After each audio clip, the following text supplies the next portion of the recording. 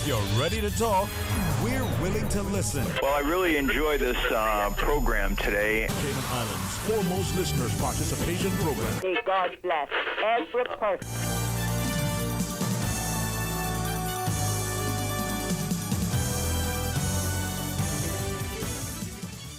Hey, good afternoon and welcome. Thank you so much for joining us as we invite you to be a part of today's production here on Talk Today. The Agriculture Show gets on the way on Wednesday, so we've got a few minutes to chat with our good friends. One of the few days, I tell you, you gotta want to log on to our YouTube channel, not because of the good guests, but because of that young fellow who is gonna sit right in the middle of them, showing you that the future is indeed beaming with a lot of wonderful potential. And then at 1 o'clock, well, from there onwards, it's going to be some open line. So stay tuned for Talk Today. Radio Cayman's Talk Today, the Cayman Islands' foremost listeners participation program. We ask our listeners to avoid statements or comments which are abusive, derogatory, malicious, or defamatory. Do not use any indecent language or make any statement which is false or misleading. Email talktoday@candw.ky or call 1-800-534-8255. Courtesy of Flow. Cayman's #1 network that connects you to your world like never before. Let your voice be heard. Once again, here's your host, Sterling Dwayne Ebanks.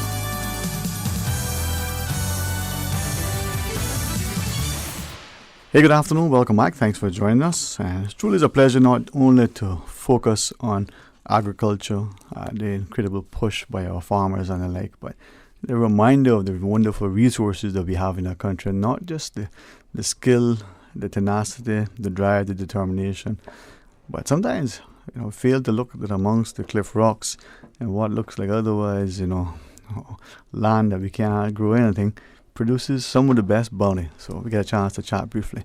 Well, gentlemen, thank you so much for joining us. Mr. Nash, initially, perhaps start with you. Quick intro for those who are listening. I'm Dwayne Nash. I'm Senior Policy Advisor in the Ministry of Education, Youth, Sports, Agriculture and Lands. Okay. And from the long legacy of farmers, Mr. Ebanks. Yes, my name is Jeffrey Ebanks. I'm the second Vice President for the Cayman Islands Agriculture Society. All right. Man, whenever you wish, you can introduce. Is this you? Let me see now. With your red hand, man, your senior, farm hand. That's the boss. That's the boss. Yeah. Good afternoon, man. When your daughter tells you, you will be joining. But this is the beautiful part, I think, of what farming is, and by extension, I won't ask to take license, but I see farming. Whether you are on, the land, the highlands in the north side, or whether you see the north sun as your backyard, so the father who takes his, young son or daughter out fishing, or takes her into the land to till the soil and check the ground. It's all part and parcel of farming, as it were. Right, Mr. Nash? That's all right, sir.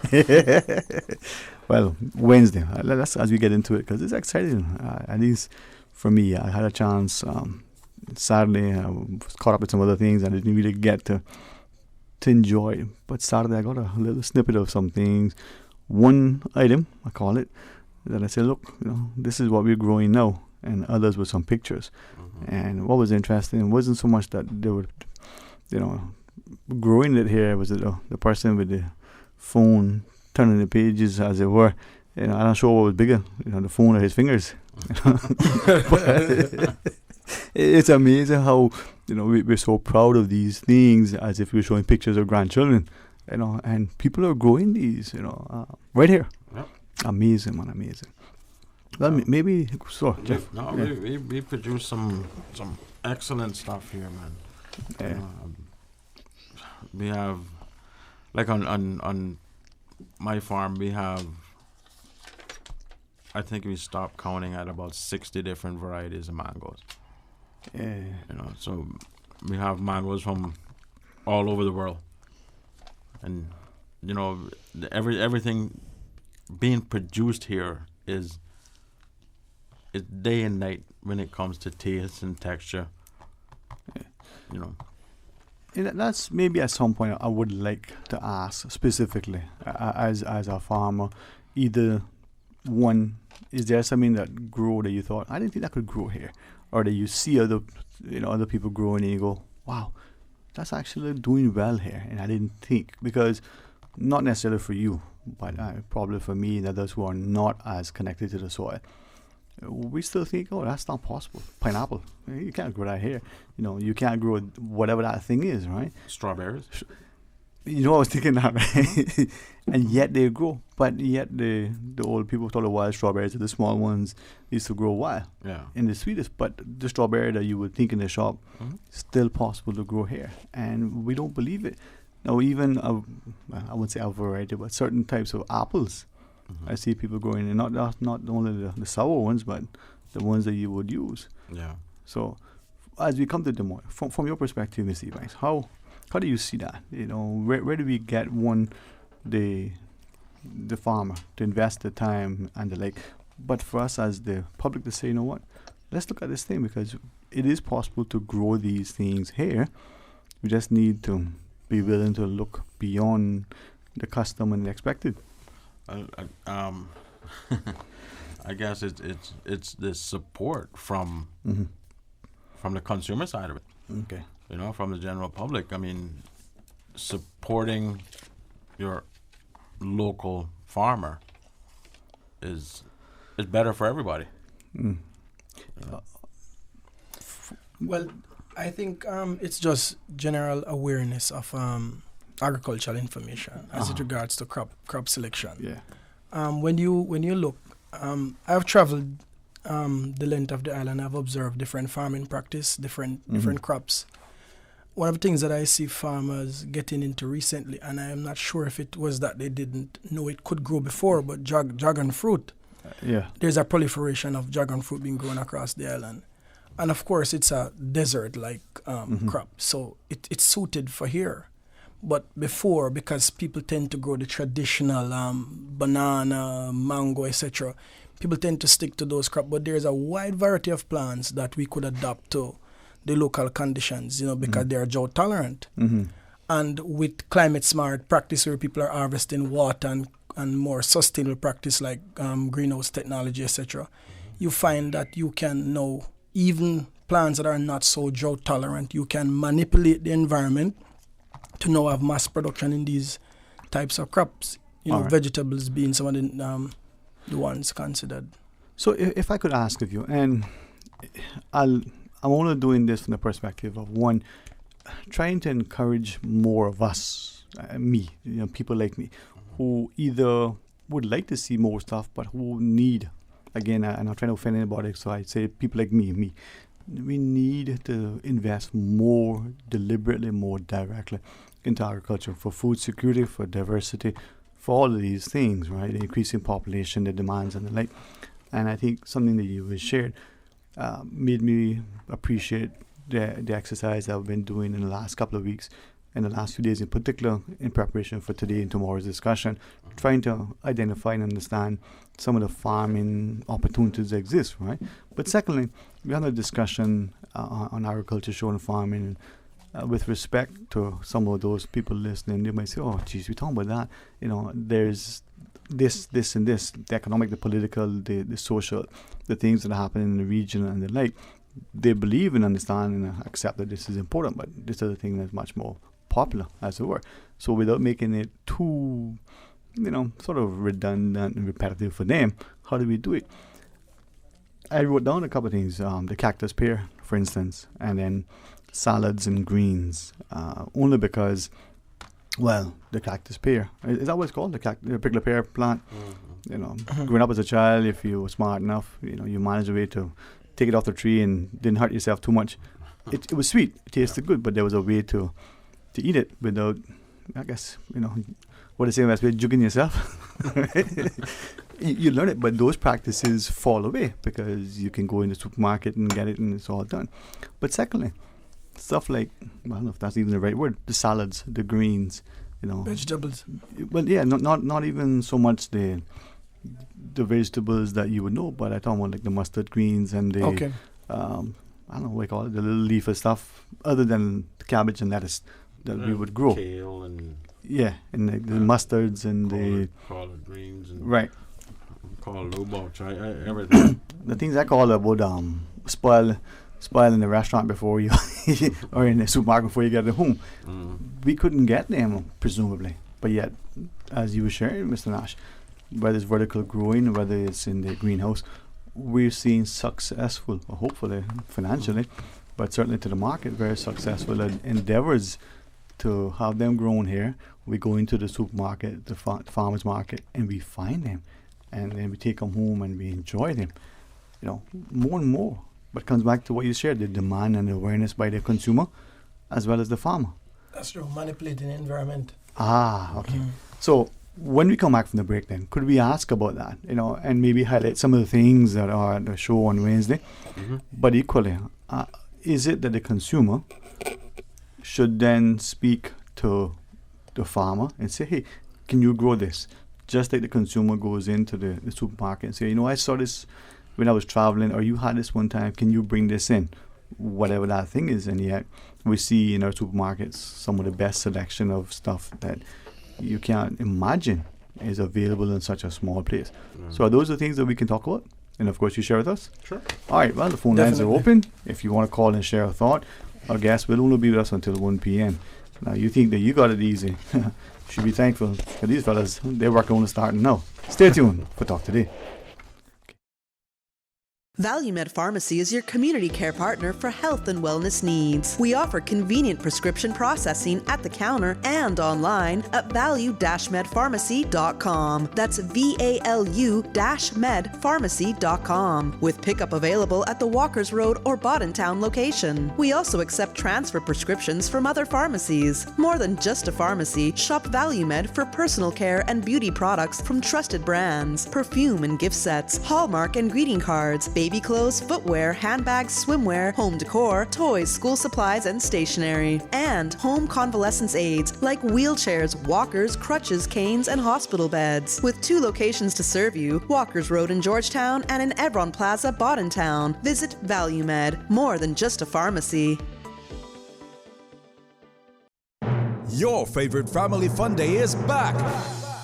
The 53rd Annual Agriculture Show at the Stacey Watler Agricultural Pavilion in Lower Valley. Theme, Agriculture for the Future. Ash Wednesday, February 26th. Family fun for everyone. Acrobatic show, cooking competitions, produce, plants, pony ride, petting zoo, rodeo, and so much more. Gates open at 7 a.m. with ample parking. General admission is only $10. Children ages 2 through 11, $5. And under 2 are free. Or buy your raffle ticket including entrance fee for a chance to win $20,000 and so much more. For more information, visit them on Facebook or 345agriculture@gmail.com. Put down your iPad and get back to your roots at the 53rd Annual Agricultural Show, February 26th in Lower Valley. Need new tile? Then head to Edie's Decor February Tile Blowout. 2 days only, this Friday and Saturday. Get up to 50% off select in-store lines featuring wall and floor tile for inside and outdoor. Huge discounts on extra large format tile and wood look porcelain as low as $132 per square foot. Big savings on kitchen backsplash and bathroom wall tile. Don't miss Edie's Decor February Tile Blowout. This Friday and Saturday only. Terms and conditions apply. Edie's Decor on Eastern Avenue. Open till 4 p.m. on Saturday the 29th. Celebrate International Women's Day with a special Sunday brunch at the Kimpton Sea Fire Resort on March 8th from 11 a.m. Enjoy a scrumptious meal and gain powerful insights from award-winning overseas thought leader LaShonda Coleman. Hosted by the Family Resource Center as part of its Empowering Honoring Women Month activities throughout March. The International Women's Day Brunch and Bubbles experience will also provide excellent networking opportunities. To reserve your table for 10 or to buy individual tickets for this popular annual event, email iwd@gov.ky today.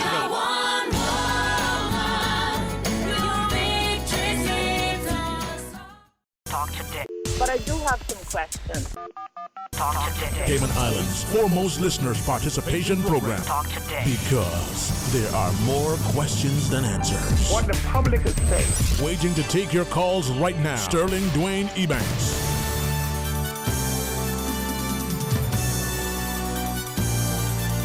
Hey, good afternoon and welcome back. Thanks for joining us. And I'm very, very, very grateful, not just for the opportunity to celebrate the 54th Annual Agriculture Show on Wednesday, but equally to be able to highlight this country's growing and continuing commitment to agriculture.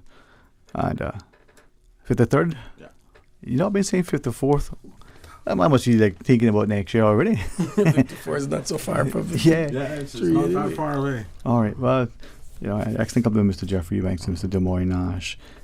It's something though that when we look at agriculture and farming, I believe in this society, thankfully, and many others similarly, the commitment, the involvement of so many, even informally in agriculture, not just as a complement to the dinner table, but oftentimes, you know, as a way to supplement the sort of the financial, you know, wherewithal of the family. The two went hand in hand. But Mr. Nash, we're talking about it, and we're seeing evolution or advancement. We're seeing commitment on many with respect to farming and its approach. Your thoughts? I mean, the consumer can do so much, right? Let me first apologize for the absence of our Honourable Minister, the Honourable Juliana O'Connor-Conley, who is unavoidable absent. Dwayne, I think when we look at food in Cayman Islands, we have to look at the broader perspective of food security, food and nutrition security. And that in as much as consumers will play a role, because at the end, they are the ones who are going to consume the food. And their choices will, of course, impact what you grow. But I think, and this is where the ministry comes in, and we're very proactive in this regard, where we're now developing a national strategy for agriculture, so as not to just allow the sector to evolve, but through deliberate actions, we will now identify certain crops that we believe Cayman Islands can grow successfully in a sustainable manner and in large levels of production. When we say food security, many times it's confused. People believe that you have to grow all you eat, you grow. Not necessarily, but the fact that you can afford what you eat and supplement that with growing crops that you confidently and you're assured based on your crop production models and systems, etc. You can, your production systems, you can grow these crops. For example, let's take a look at, just flip from crops to livestock, egg production, where it's estimated that about 20% of the eggs consumed locally is produced here. That's in respect to table eggs. The other 80% comes from overseas. Now, just by us looking at the market itself, the local farmers have the capacity to produce way more than that. And when we look at most of these eggs, they're imported. So the reality is that we could identify this commodity to say that we can now grow this to at least, say, 80%, 70% of what we consume. So it's that deliberate approach in identifying specific crops, specific commodities to say we're going to, through a strategic plan, achieve at least self-sufficiency in this particular crop. But the truth is that not all what we consume will be able to produce, especially at, production levels that we say we are food secure. It's something too that I was thinking of, and certainly Mr. Ebanks, jump in as well. But with poultry, again, just my, I would say, limited and certainly informal perspective. The economics behind it, and not just the eggs, but even maybe the meat, but it's the eggs. If we're talking 80-20, then the opportunity for that budding entrepreneur to enter the market locally based, as opposed to bringing in some other entity that may invest or may be established anywhere else. And then the established, poultry farmer can grow that base. So the economics there, the entrepreneurial opportunities are there. The secure aspect of the quality control is there. Is this almost an opportune time for us to manage something like that, to test it, to say, okay, we knew eggs worked in the past. We know that it's workable now because it's a somewhat easier commodity to look at. How do we get then to a place where maybe we use that as a test base to say, listen, we still got a huge market to go and to be able to encourage other entrants from within the economy and perhaps not allow it to happen, whether it's in the other sectors of financial services, hospitality, or maybe even in farming. Fruits have seasons. Yeah. We could say the same thing occurring here with everything else, agriculture based. Maybe we can, from the perspective of Steve Ebanks, with eggs, with other things. There's a little bit of science behind that, even the egg production. Certain times of the year, the chickens will actually produce more than other times. My good friend Mr. Rudy Miles, he really seems to have that down to a science. Yeah. I was impressed with it. I hope he doesn't mind, but thanks for mentioning him. I was impressed, seeing his operation initially, watching it scale up. I don't know about anybody else, but a chicken farm, if that's the right word to use, has a smell, which you would expect, right? There's a noise, but I watch his operation, I go, this is clean, this is nice, this is running, efficiently, and there's good quality control, and not just in the obvious product that you get in terms of the eggs, but when you're looking at the facility, you're seeing something that is people are paying attention to. Yep. And not unlike your farm, whether it's with the pigs or whether it's with the mangoes or anything else.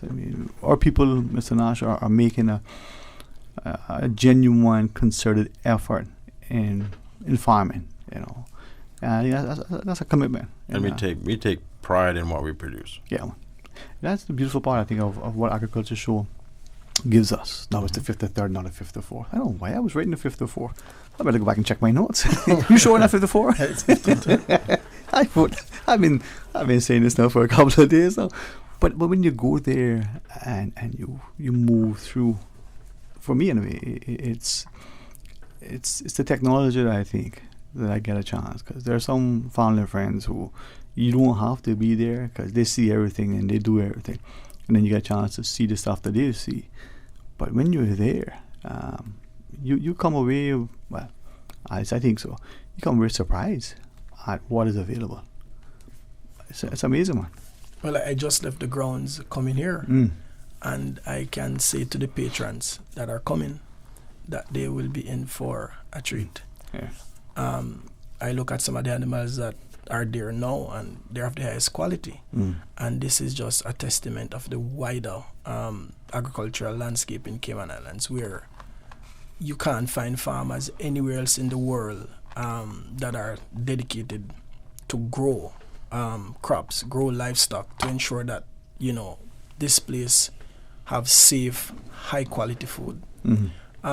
What amazes me more is the age of the farmer. We're talking about upwards of 55 by the data we have. And so it's welcoming in the studio today to see this young man. It's to show that, and from a ministry we are looking, as I said, as the broad strategic action plan to how we can increase the involvement of women and youth in agriculture. Can I ask something then? Really hit me too. If you want to respond first, I wanted to ask by making an analogy, but if you were something you wanted, I didn't mean to cut you. No, I was just going to touch on what Mr. Nash was talking about. That's why I brought my son here with me. He's 9 years old, and that is the theme for the agriculture show this year, is agriculture for the future, and that's the future. And I was moved to and I laud the initiative of the launching of a 4-H club. Persons within the jurisdiction might not know the 4-H club's contribution globally, but here we're talking about young people involved in agriculture, which is to ensure that there is sustainability. There is, for want of a better term, the passing on of the baton, where older farmers are able to model, to grow, provide guidance, etc. And experience is passed on to your younger generation, so you preserve that legacy. Yeah. And it's so easy to make the journey to farming when you have that level of involvement.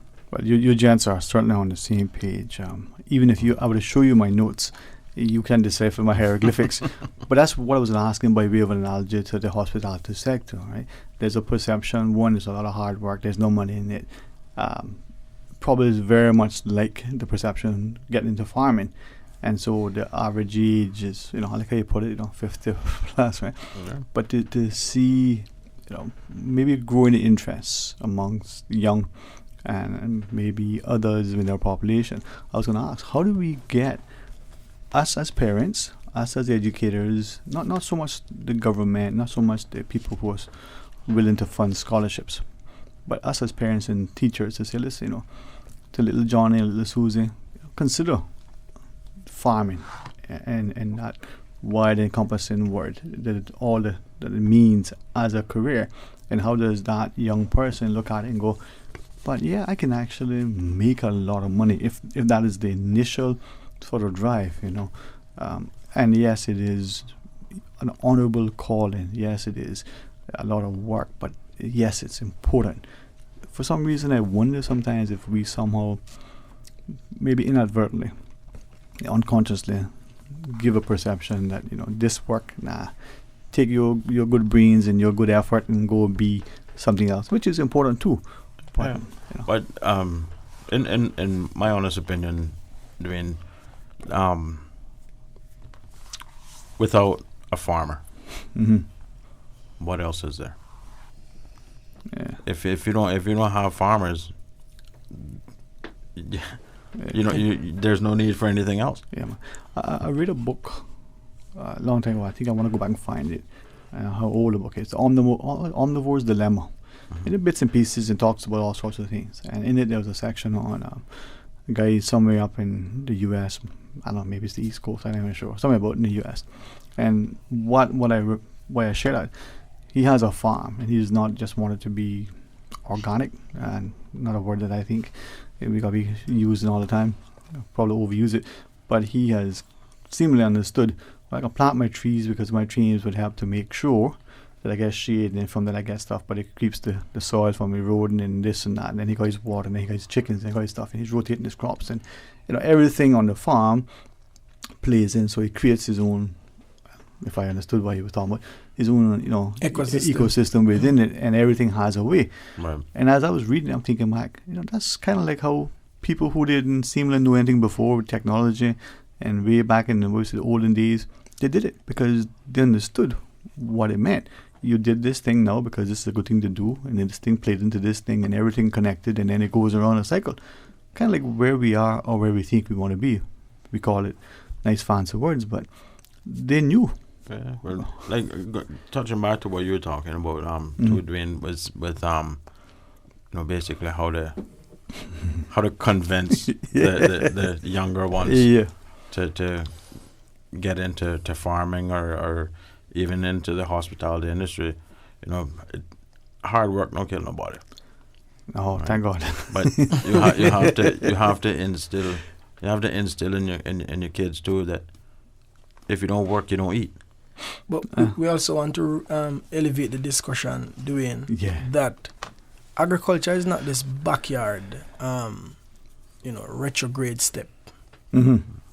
Agriculture is not the default career. When you don't succeed elsewhere, there's a place for a man with a cutlass and a hoe or a machete. Yeah. But it's an integrated science. Mm-hmm. It brushes all the areas of natural science, going into chemistry, etc. There has to be a good understanding of how the soil works, the balances, etc. And the careers they're countless. Whether it's genetics, whether it's and agribusiness. It's not just the typical farmer with the hat and the water boot and walking with a donkey. We have long past that.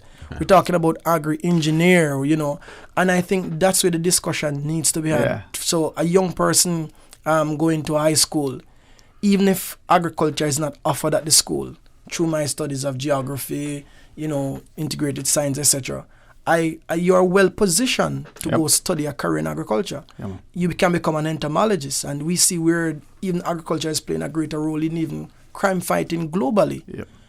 And even just for the simple need of saying, if you don't have farmers, you will not be able to live because you have no food to eat. Yep. So you might go to the supermarket, you see the cornflakes. We need to, as parents, and a proud parent myself, who I taught my daughter to count by using my backyard farm, teach her colors by showing her red, green by using the fruits. Yep. We need to make the connection and say, this cornflakes, this came from a corn. Yeah. This corn was planted by a farmer. So you're showing the different, stage of the value chain, and show young people that this is something that you can go into. And this is why I always enjoy these conversations, because we're getting more and more. And I think, unlike everything else, we do the same with teaching.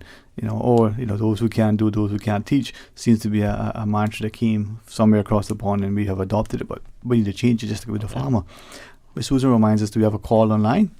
We go to the phones. Mr. Nash, Mr. Ebanks joins us. Sure. Hey, good afternoon. Welcome. Thanks for calling. Yeah, I think it's a very important conversation you're having here today, and we tend to do that some days. Thanks. Yeah, I heard the future mentioned quite a lot in there. I think if you're looking toward the future, then you have to look a little bit to the past. And I can recall, that's just 68 years ago, when I was in school, down at the town hall, all class school, or what do they call it? We had a process or a program of agriculture there. In fact, I can recall us growing one humongous crop of turnips right down there. Actually, I guess it's right where John Cumber School is at now, in that area there.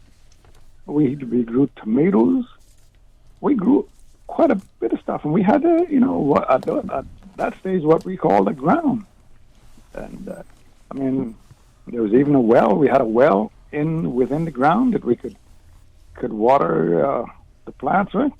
And I think that unless you get this type of program or process going in the schools, from the elementary school right up, you're fighting a losing battle. I recall some years ago in Kimmonbrook, I think they may still have the type of probably 4-H process going, and they were really producing some really nice crops over there.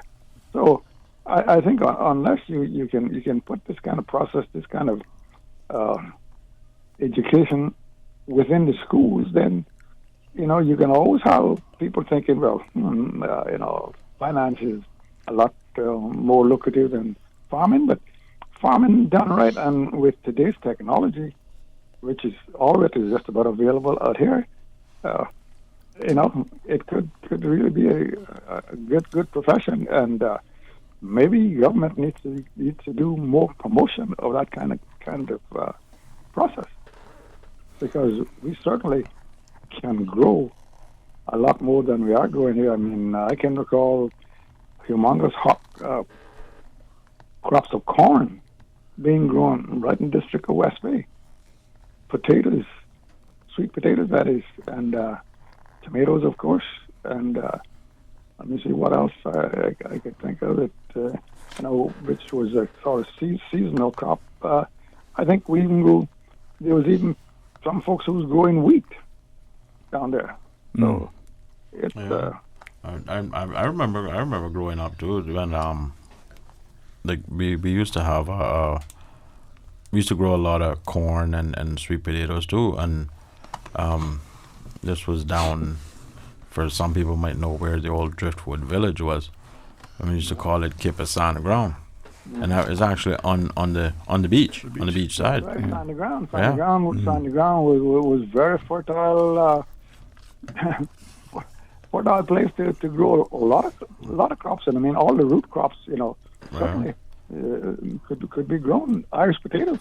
The potato slips was yeah. But I think you've got to get it started in the schools. You've got to start getting germinated right down at the bottom, and maybe in 10-15 years you have a very viable, or let's say a lot more viable agricultural process or community here than we have here today. Yeah. All right, well, hey, thank you very much, sir. And gentlemen, respectfully, got to take a break. So, quick break, and then we'll have more fun. Stay tuned for Talk Today. Okay. If your business is over here, but your customers are over here, adding more yellow to your business will bring you both right here. With everyone searching yellows, print, online, and mobile app, getting your business noticed is easier than ever. Book your consultation today at findyellow.com. Water Authority Cayman is proud to supply the Cayman Islands with pure, wholesome, and affordable tap water. Come check out our booth at the 53rd Annual Agriculture Show this Ash Wednesday to learn the benefits of drinking tap water. Plus, visitors who pledge to take back the tap will get a free water bottle while supplies last. Water Authority Cayman, suppliers of the world's most popular drink. Need new tile? Then head to Edie's Decor February Tile Blowout. 2 days only, this Friday and Saturday. Get up to 50% off select in-store lines featuring wall and floor tile for inside and outdoor. Huge discounts on extra large format tile and wood look porcelain as low as $132 per square foot. Big savings on kitchen backsplash and bathroom wall tile. Don't miss Edie's Decor February Tile Blowout. This Friday and Saturday only. Terms and conditions apply. Edie's Decor on Eastern Avenue. Open till 4 p.m. on Saturday the 29th. Talk today. But I do have some questions.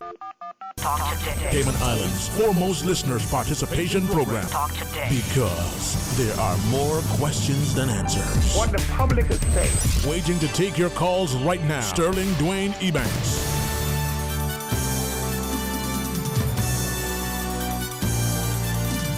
Hey, good afternoon. Welcome back. Thank you for joining us. And truly grateful to Mr. Jeffrey Banks and Mr. Dwayne Ash for joining us. And hopefully Wednesday will be another reminder. Gents, we do have a caller with great respect. Thanks to the caller for being so gracious in calling and being so patient and waiting. Good afternoon. Good afternoon. Yes, you really have to have patience when you call Radio Cayman. Oh, our apologies, ma'am. Thank you so much to all the same. And I say good afternoon to the people who are there with you. That's Mr. Sterling. Yes, ma'am. Yes, ma'am. And I hope that your parents and your wife and your children are all well. Thank you, ma'am. Thanks for asking, and thank God they are indeed. Mm-hmm. We're all doing quite well, thank God. Amen. I was just going to say the facts and then ask a question. Yes, ma'am. I'll ask the question last so I can hang up and listen for the answer. Yes, ma'am. When I was a young girl, there was hardly ever any canned food in the grocery stores. Just 2 grocery stores around in Georgetown area. And whenever you had a can like of corned beef and it was finished, or if you had the money and could afford to buy a little can of peaches, little fruit, peaches put up in a can. After it was finished, they would clean it out, dig a hole around a fruit tree, and put a can there.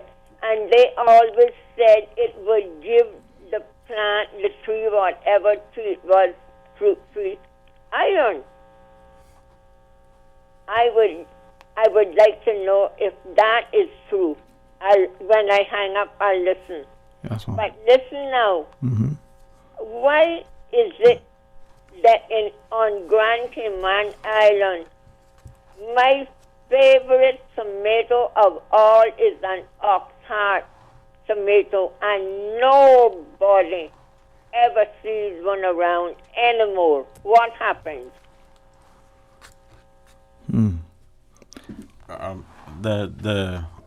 The Oxheart tomatoes, I agree with you. They're kind of few and far between right now, but a few people do still grow them. Not as much as before, but I guess it came with the development of the more heat tolerant type tomatoes and stuff. But yeah, the Oxheart tomato is a very nice tomato. But, not very nice tomato. It's the best tomato ever was grown. There was a man from Jamaica. He's now dead. He was a wonderful farmer, and he introduced a lot of people, including me, to Oxheart tomatoes. And once you eat one of those tomatoes, you will never forget it. And I have inquired around and around the various people, and nobody seems to have any growing now. They might have some imitation ones, but not the real ones. And it makes my heart very sad, because it's the best tomato I ever tasted, and many people also said so. Thank you very much, and God bless. Thank you very much. Gents, could I ask, I know that you have other things on. We do have the news break. Maybe I'll ask you for a few extra minutes so we can answer the question, pose a couple things, and highlight the show. Okay. Maybe another 15 minutes or so. All right. We'll take the news, we'll come back, and we'll conclude the discussion. Please stay tuned for Talk Today.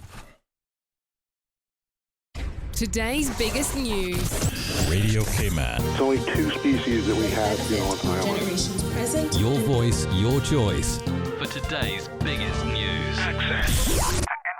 Local, regional, international. This is headlines from Radio Cayman's newsroom team. Today's biggest news. The governor says it's, quote, hugely disappointing that the European Union has placed Cayman on a list of non-cooperative jurisdictions.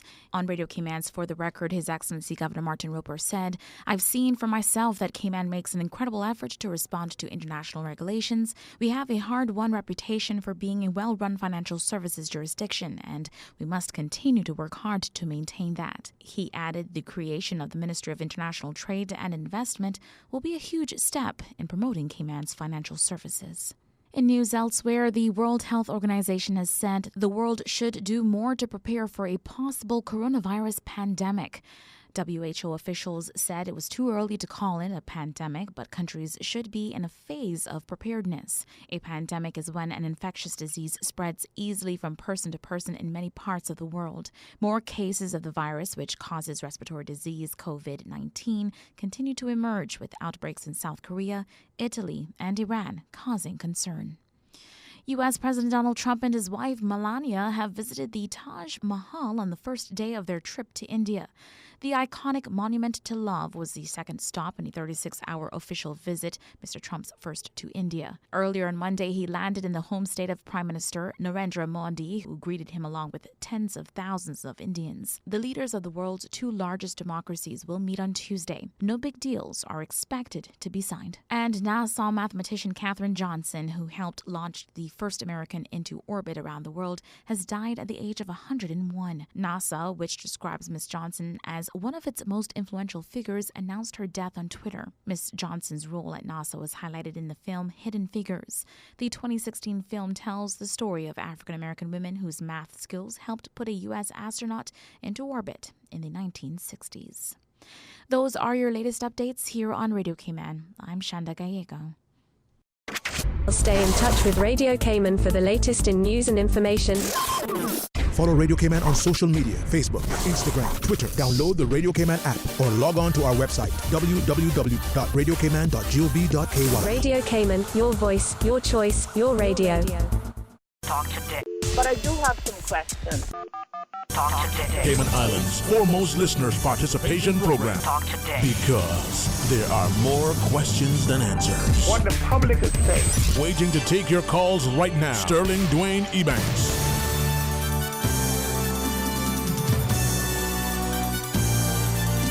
Hey, good afternoon. Welcome back. Thanks for joining us, and very grateful for our guests taking a few extra minutes as we share with you the upcoming agriculture show on Wednesday. Mr. Dwayne Ebanks, the Senior Policy Advisor, right? I mean, given the wrong title in the Ministry of Agriculture. And I think, Mr. Jeffrey Ebanks, if you wouldn't mind me sharing, in deference to all of the other, established farmers, I think they look to you in particular and say, you know what, the future is bright, not just because of the stock from which you come, but the example and what hopefully, is being positioned as the future. So generational farming, very, very important. Yeah, Mr. This young man here, William. He's really taken to it.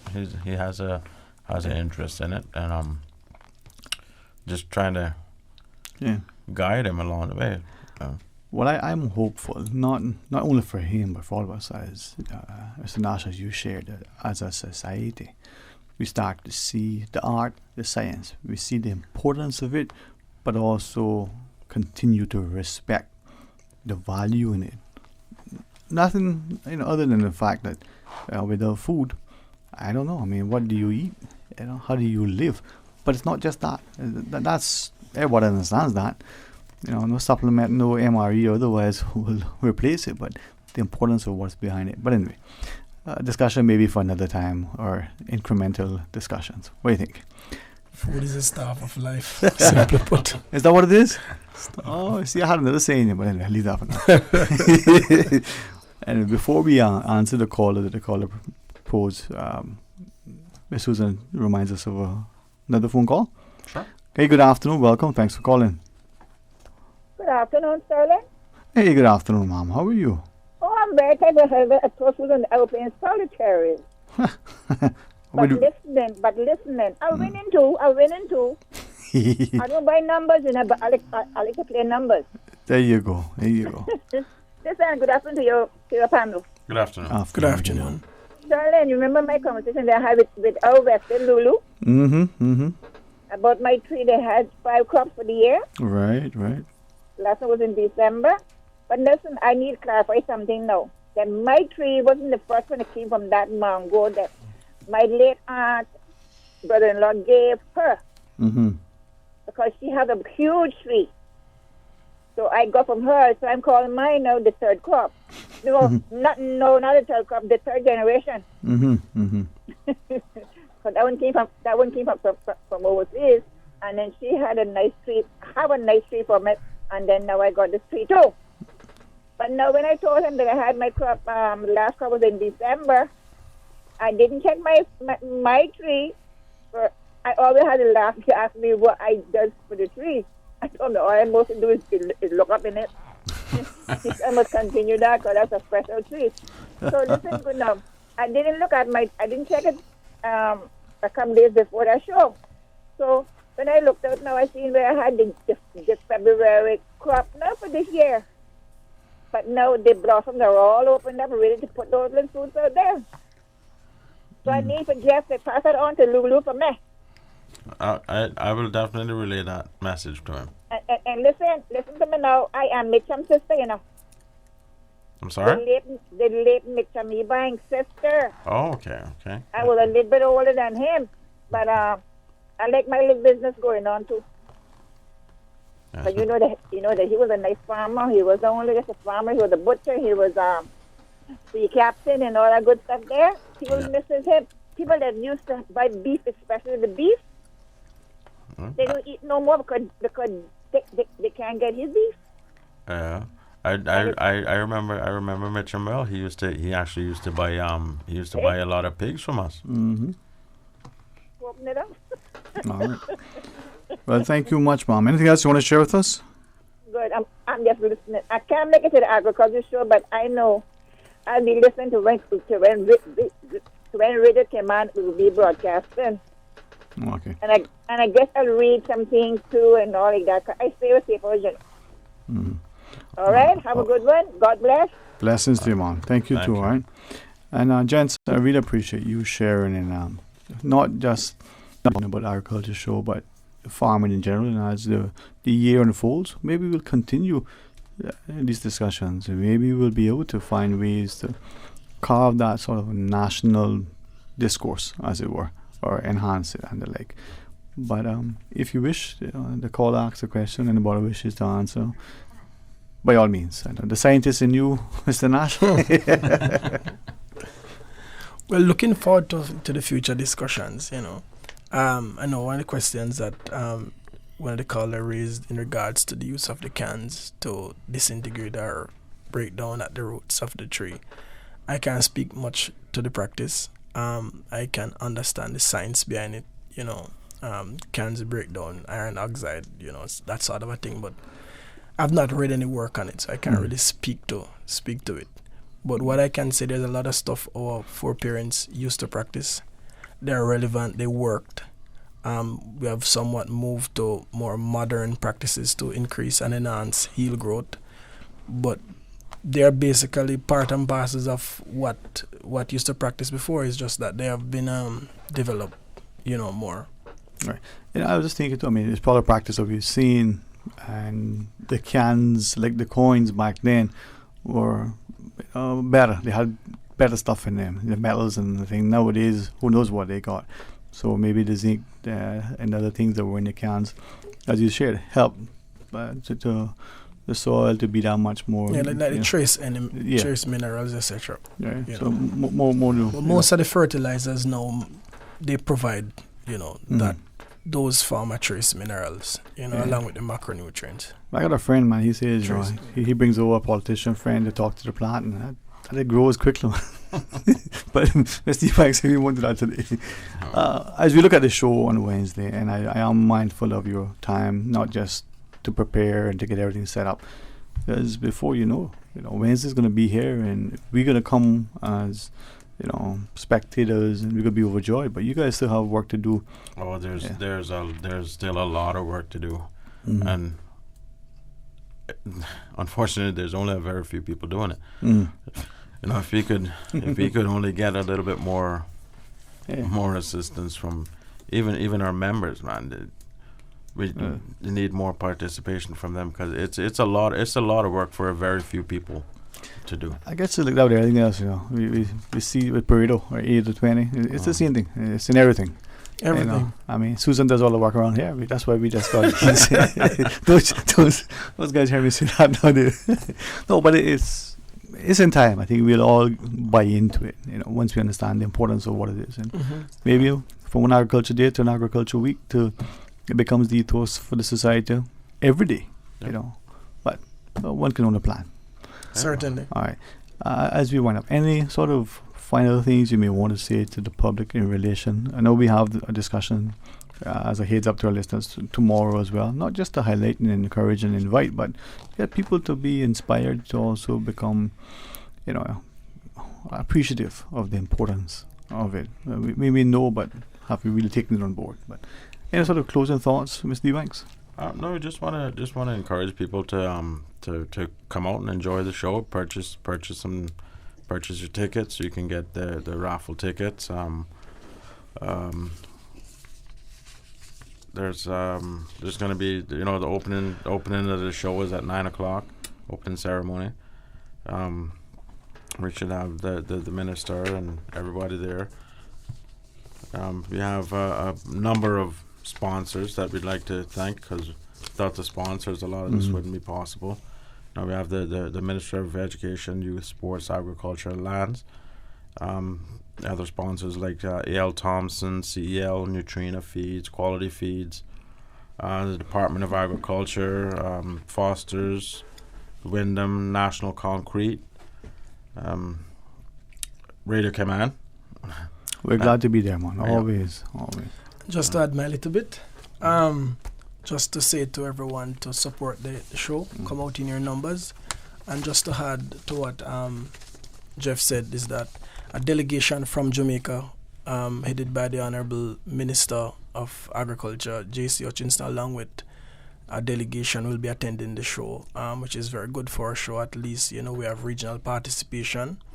And to say as a ministry that we're committed in, implementing the right policies and strategies to grow agriculture, to support our farmers, whether it's through grant contribution or, through our Department of Agriculture with extension services, etc. But we're committed to agriculture, and the aim is to grow agriculture through the implementation of modern practices that, at the end of it will not only increase yield, but will contribute more to GDP and make Cayman Islands more food secure. So that's the aim.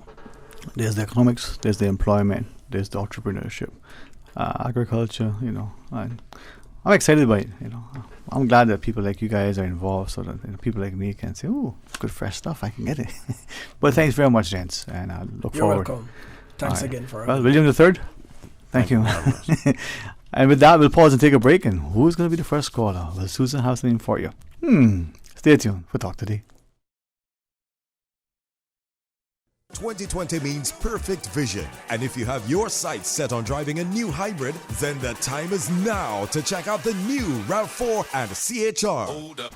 Just two of the many hybrid models that Vamped is bringing to Cayman. Whether you're looking for a smoother and quieter way of driving or want a car that maximizes fuel efficiency while minimizing emissions, there are lots of ways a new hybrid from Vamped can make the difference in your life. Hybrids save fuel, run cleaner, reduce CO2 emissions, and even recharge their batteries without being plugged in. So focus your 2020 vision on a new hybrid from Vamped Motors, and we will see you through. Come to Vamped, home of the hybrid, located on Walkers Road. Imagine if we all practice safe driving. Imagine if we all refuse single-use plastic. Imagine if we all turned off lights when not in use. We can all do our part in making our Cayman Islands safer, cleaner, and greener. Together, we can achieve. Visit gov.ky/safer, cleaner, greener to learn more. Need new tile? Then head to Edie's Decor February Tile Blowout. 2 days only, this Friday and Saturday. Get up to 50% off select in-store lines featuring wall and floor tile for inside and outdoor. Huge discounts on extra large format tile and wood look porcelain as low as $132 per square foot. Big savings on kitchen backsplash and bathroom wall tile. Don't miss Edie's Decor February Tile Blowout. This Friday and Saturday only. Terms and conditions apply. Edie's Decor on Eastern Avenue. Open till 4 p.m. on Saturday the 29th. Do you think my kid is not into that? When it comes to marijuana and other drugs, well, think again. Being a teen in this country isn't easy. They face a lot of pressures and might overlook the values you taught them. Even the teen least expected can be tempted to try drugs. As a parent, you are the biggest influence in your kids' lives. So when you're talking to them, be clear and firm about the subject of drugs. Listen to them. They might be at a crossroad and need your help. Talk to your teens about drugs before someone else does. For more information, call 949-9000 or visit us at www.ndc.ky. This message is brought to you by the National Drug Council.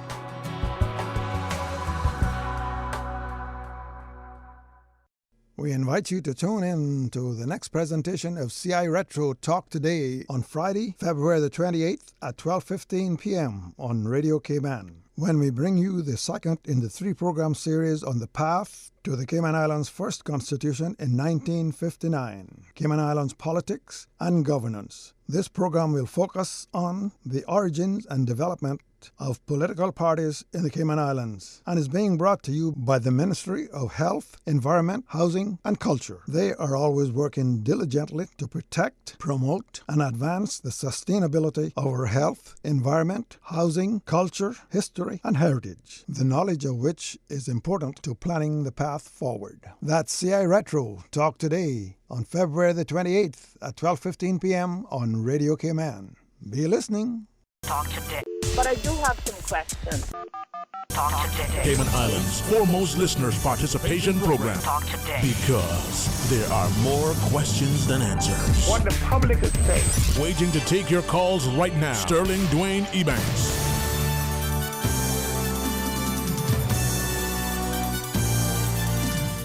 Hey, good afternoon and welcome. Thank you so much for joining us. It's going to be so open line for the remainder of the show, and you can do many, many things. Certainly, the invitation is to call and share your thoughts. Off the bat, 2 things immediately. One, on behalf, especially of the Ministry of Agriculture and Agriculture Society, to extend an invitation to be a part of, the Agriculture Show on Wednesday. It's been increasingly very popular. Wonderful way to spend time with the family.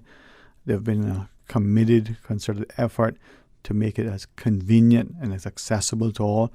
We've seen, an improvement in the traffic management, the parking and the like over the years, the way the cadets have assisted. So it's truly a community effort. The idea that a populace, not just as consumers and avid farmers, but people who appreciate the importance of farming, of agriculture, go, they, I guess I can still say with a fair degree of confidence, there's still that practice of many trying to get there real early to get the plant sales and the like. For those who like the farmers, they up early, they see, they do, and by mid-morning, they're off to other things. There are those who spend the day in activities from, looking at the animals to participating in all of the other activities, to the baby show and the like. So it's a great fair, a great festive family evening of fellowship and the like. So, make your way there. Support our agriculture. Show the continued commitment of our country towards making it sustainable, providing for greater food security. It is open line, a deliberate and direct attempt to invite and engage and involve us in our debate, our commentary, and the like. 949-8037, or you can call toll free at 1-800-534-8255, or you can WhatsApp 925-3261. Now, the second thing is to how do you say? I would say a number, or do I say a few? But for those who,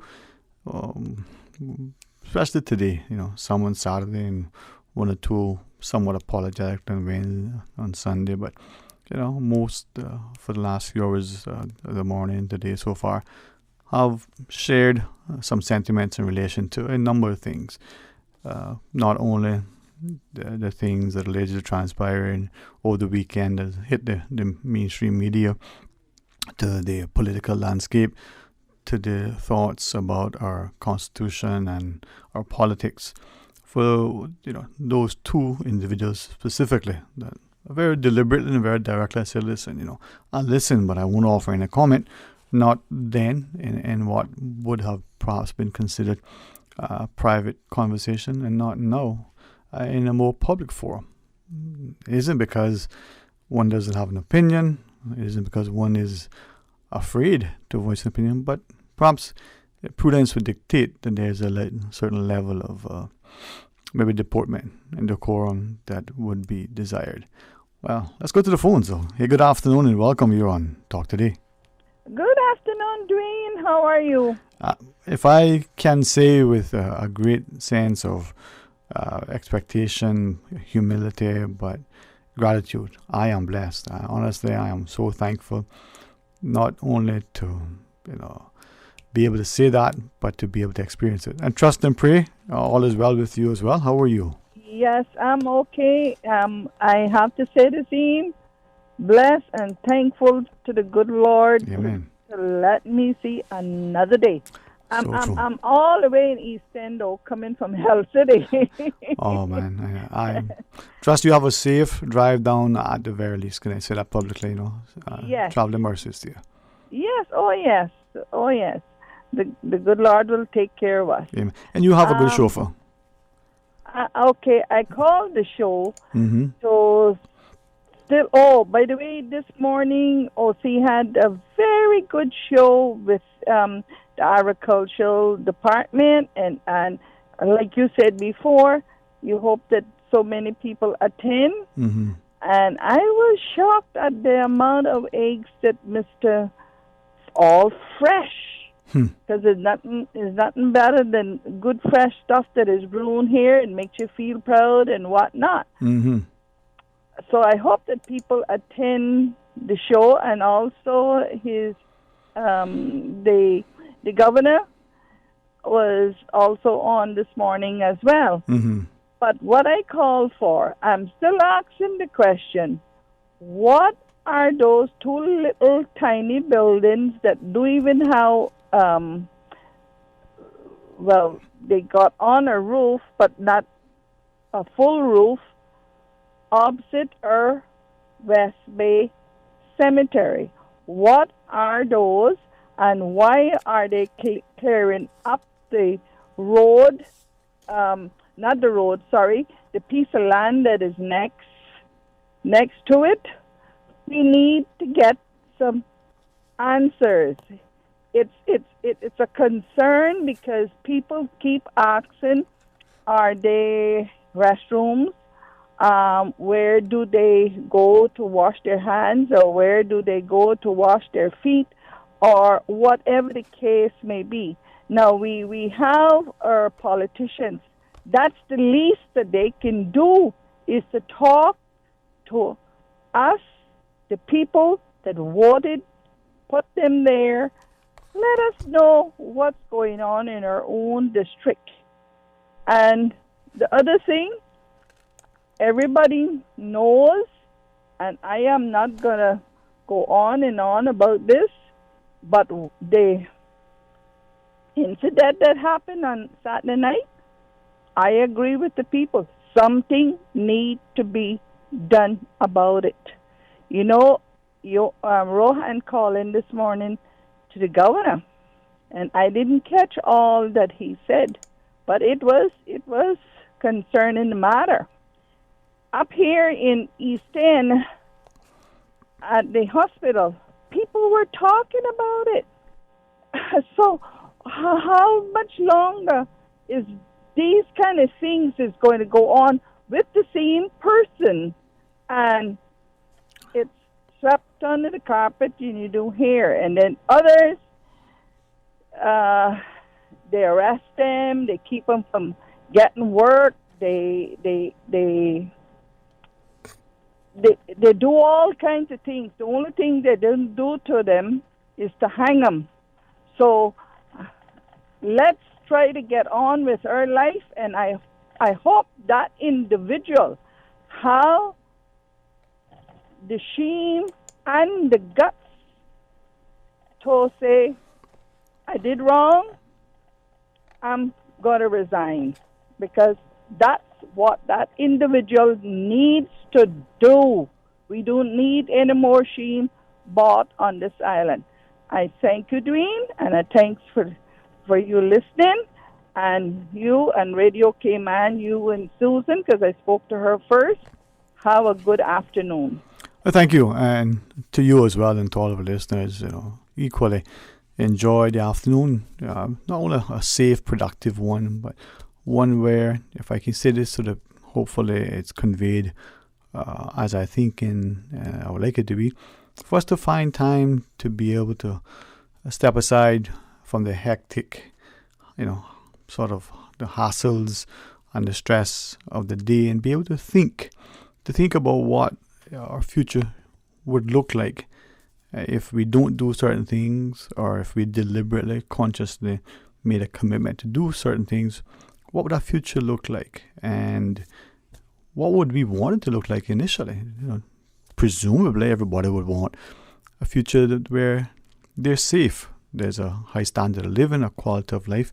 It's affordable, not only in the sense that the things are cheap and accessible, but they can afford it. There's a degree of wealth as measured in a sense that, one, first and foremost, people are living, loving, and laughing, and they're healthy physically, mentally, spiritually, emotionally, financially, socially.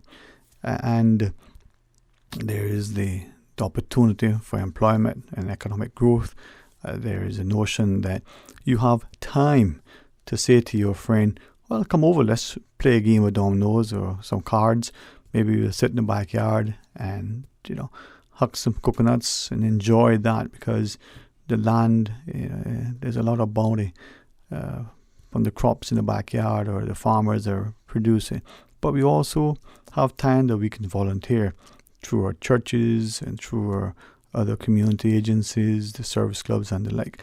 Now, for some, they say, well, don't we do that? The question is, though, how many of us are doing that, and we're stressed doing it? We're trying to, as I say, juggle all the balls that we have in the air. Is it that we have time? What about those who like to read? How many books that you want to start, or you started but you haven't got a chance to, or you just haven't started yet? Maybe it's not reading, maybe it's audiobook, maybe it's a documentary, maybe it's a particular series, and you just can't wait to get back to having your marathon or whatever it is that we call it, your binge watching.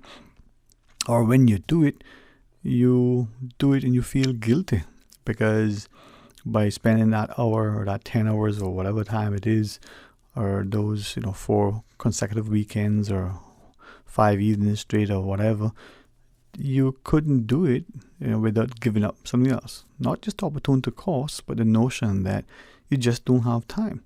You got to rob Peter to pay Paul. Well, what if the society wasn't like that?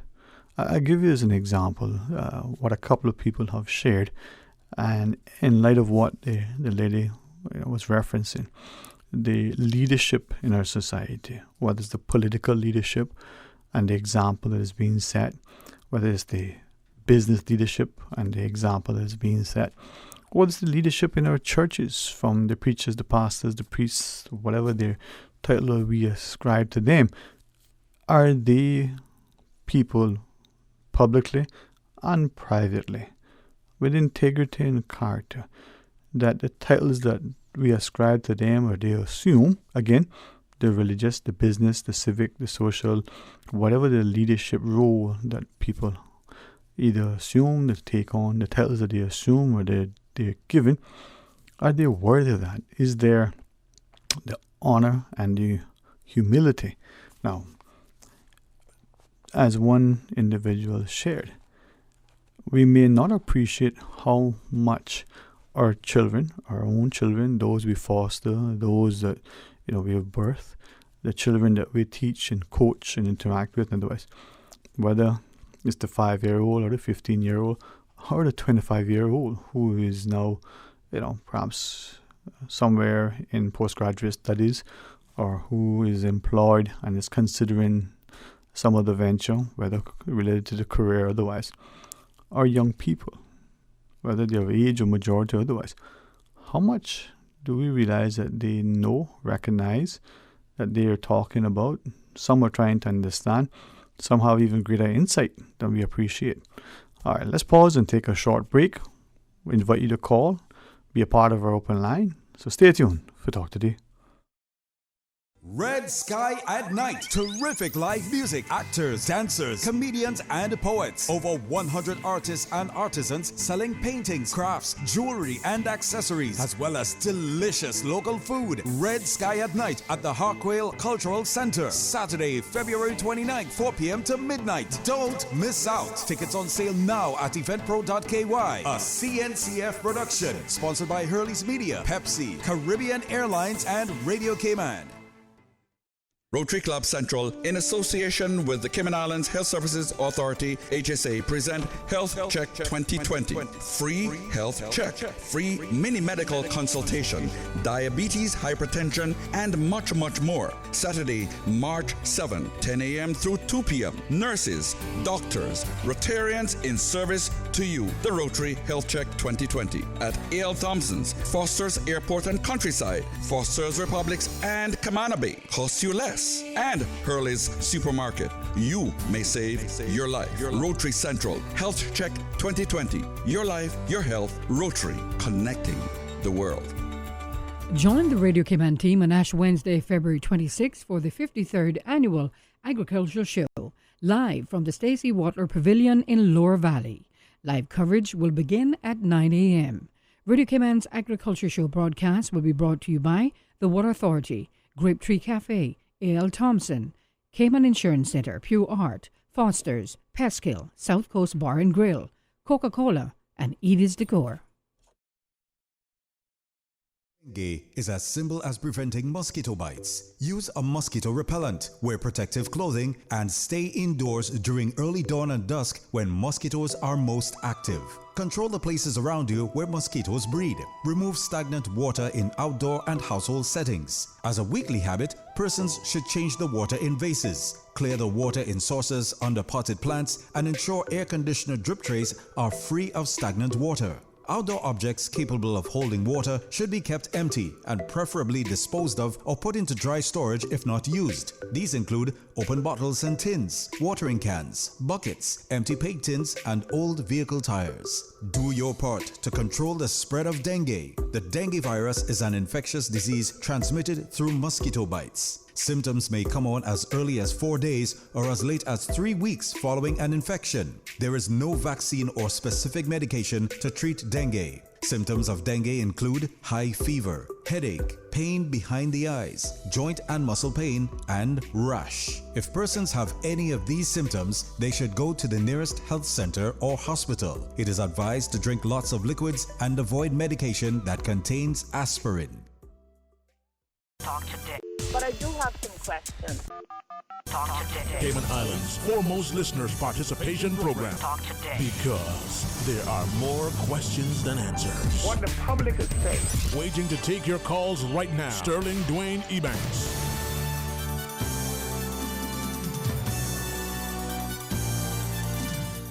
Hey, good afternoon. Welcome back to Talk Today. 949-8037. 1-800-534-8255. And likewise, you can WhatsApp 925-3261 as we invite you to be a part of a discussion. It is open line. What's on your mind and how do you go about it? Well, share with us as you so choose. 949-8037, 1-800-534-8255. Or WhatsApp 925-3261. Now, we had an opportunity on Saturday to, I guess, get a chance to speak to a number of young individuals. The discussion we had hoped initially would have been part of a roundtable discussion. It may or may not come to pass, but we'll see. Now, for want of a better words, the facilitator, the mentor, is trying to get young individuals looking at the civics. Now, some of these will become eligible to vote in short order. Some of these still have a few years. And with the exception of one individual, the rest seem to be not necessarily that interested in the political landscape, the Constitution. Now, the mentor or facilitator, she was sharing, unfortunately, this is much like getting people involved in sport if they're not involved or interested in sport, or in the arts, or they may like a particular subject but not a particular subject may have little or no interest. There are those who would describe themselves as being a history buff, but it may not be just history in a sense. It may be wartime or maritime history, or it may be history relating to a particular event or a particular place or geography or what have you. And she was sharing, if the community being as small as it is, if we don't leverage the resources that are there and get more of the younger people to become, one, actively engaged by becoming consciously aware of what is happening. Now, the students who we may, for whatever reason, immediately assume that it's their academic prowess or otherwise, they probably will gravitate towards certain degrees, certain professions. So they therefore would probably be more apt to be aware of what's happening politically. They may perhaps be called upon later in life because of their professional sort of qualifications, their experience, not just their expertise, to consult, to serve on boards and the like. But the other students, for now, who show little interest in certain things, how are we tapping into those students, harnessing their interest, their energies, perhaps nurturing, guiding, helping them to appreciate that they too can make an invaluable contribution. That yes, they may blossom later. Now, one of the students shared that as a result of sort of this little grouping, she has become interested in not so much the political landscape, and certainly not the political landscape of Cayman, but the things that are happening. So after some encouragement by the mentor, as I would term it, the young student was sharing that she realizes that her friends they all are aware of things that are happening. It's probably shared in the form of a meme or some joke or some otherwise, but in it, there is information. What was striking is that sometimes there's disinformation, not the fake news as we're hearing, but sometimes by maybe being innocent, naive, being young and either ill-informed, don't know the difference between what transpired historically or even perhaps what is being conveyed now. And just like that young student, we had to question those adults who were there, how many of us who may be 30, 40, 50, 60, who may be aware of the historical context, who may be able to look at the information that's before us and know, well, there's something missing, there's something off, that's not exactly what it is. But how many, A, will be positioned to go and confirm, verify, check it out, and dispel? And B, when we do, are we going to say, okay, well, this isn't really what happened? Or are we, like everything, just accepting of it? Now, I share that in that we see whether it's the issue that may have, sort of struck at the nerve of many, the idea that there is a threat in terms of, people becoming infected with, the fact that, as one of the adults said, we've called it the novel, coronavirus, the qualifier before the disease, the germ, and the growing speculation by some as to, well, maybe it's used as some sort of weaponized way to create havoc on a people or society and economy or the like. But more than that, not very careful and not trying to cause people to become overly alarmed and panic, and certainly not encouraging those of us who may be inclined to engage in sort of conspiracy discussions. But the idea that so many of our young in particular are still susceptible to being misled and mismanaged and deliberately misguided, and where we as parents and teachers and the seemingly responsible adults are able to help them to navigate these waters. Let's go to our phones though. Hey, good afternoon and welcome. You're on Talk Today. Hey, good afternoon, Dwayne. Hey, how are you, man? I hope you had a good weekend all the same.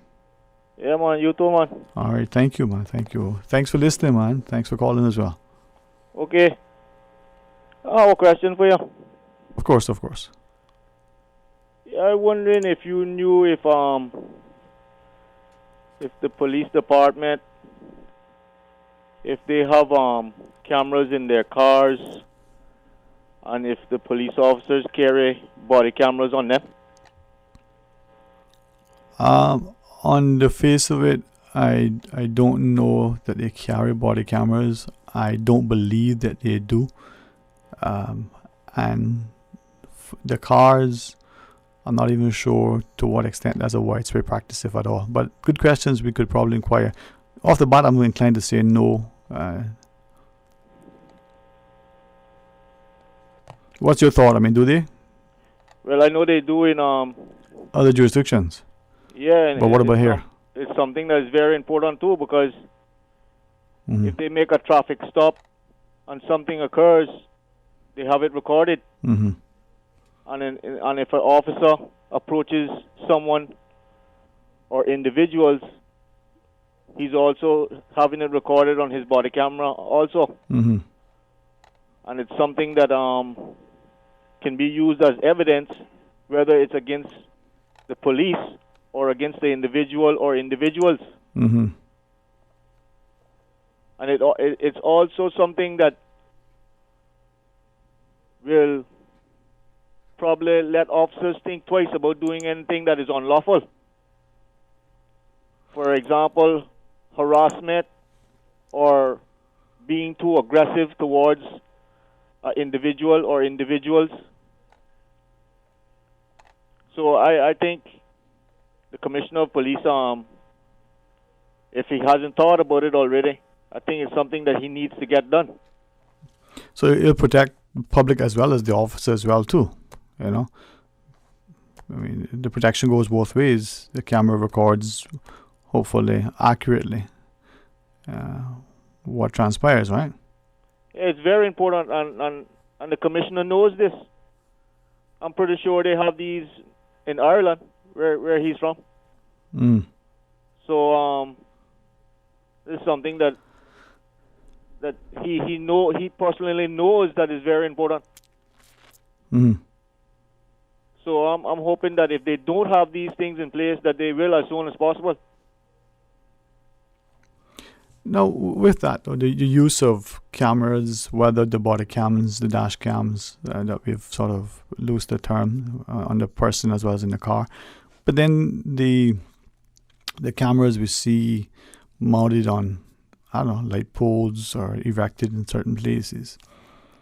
Other than the cameras being of good quality and properly secured, is there any concern on your part that we become like many places, including parts of the UK, England, specifically London, where these cameras are anywhere and everywhere and you have little or no individual privacy? Any concerns of that being an issue? Well, when it comes to privacy now, most of these cameras aren't pointed in people's houses, zoomed in into people's homes or people's backyards or front yards. And when I went to England last year, January, when I was in Westminster, I noticed that they had cameras, I would say, every 15, 20 feet. And if an individual committed a crime in a certain spot, if he traveled 2 miles away from where that incident occurred, those cameras are able to follow him. By the police investigating exactly what direction he could have went, and practically see him walk right inside his house from the crime scene with those cameras. The amount of cameras that they have in England. Yeah, I mean, there is, as you shared, no question that there are certain, a lot of benefits from having it, prevention, detection, and the like.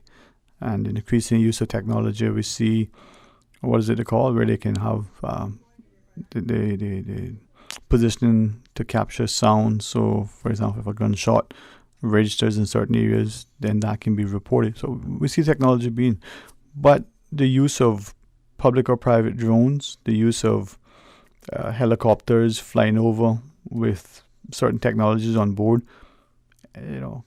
where is the protection of one's privacy and the detection and prevention of crime and alleged crime?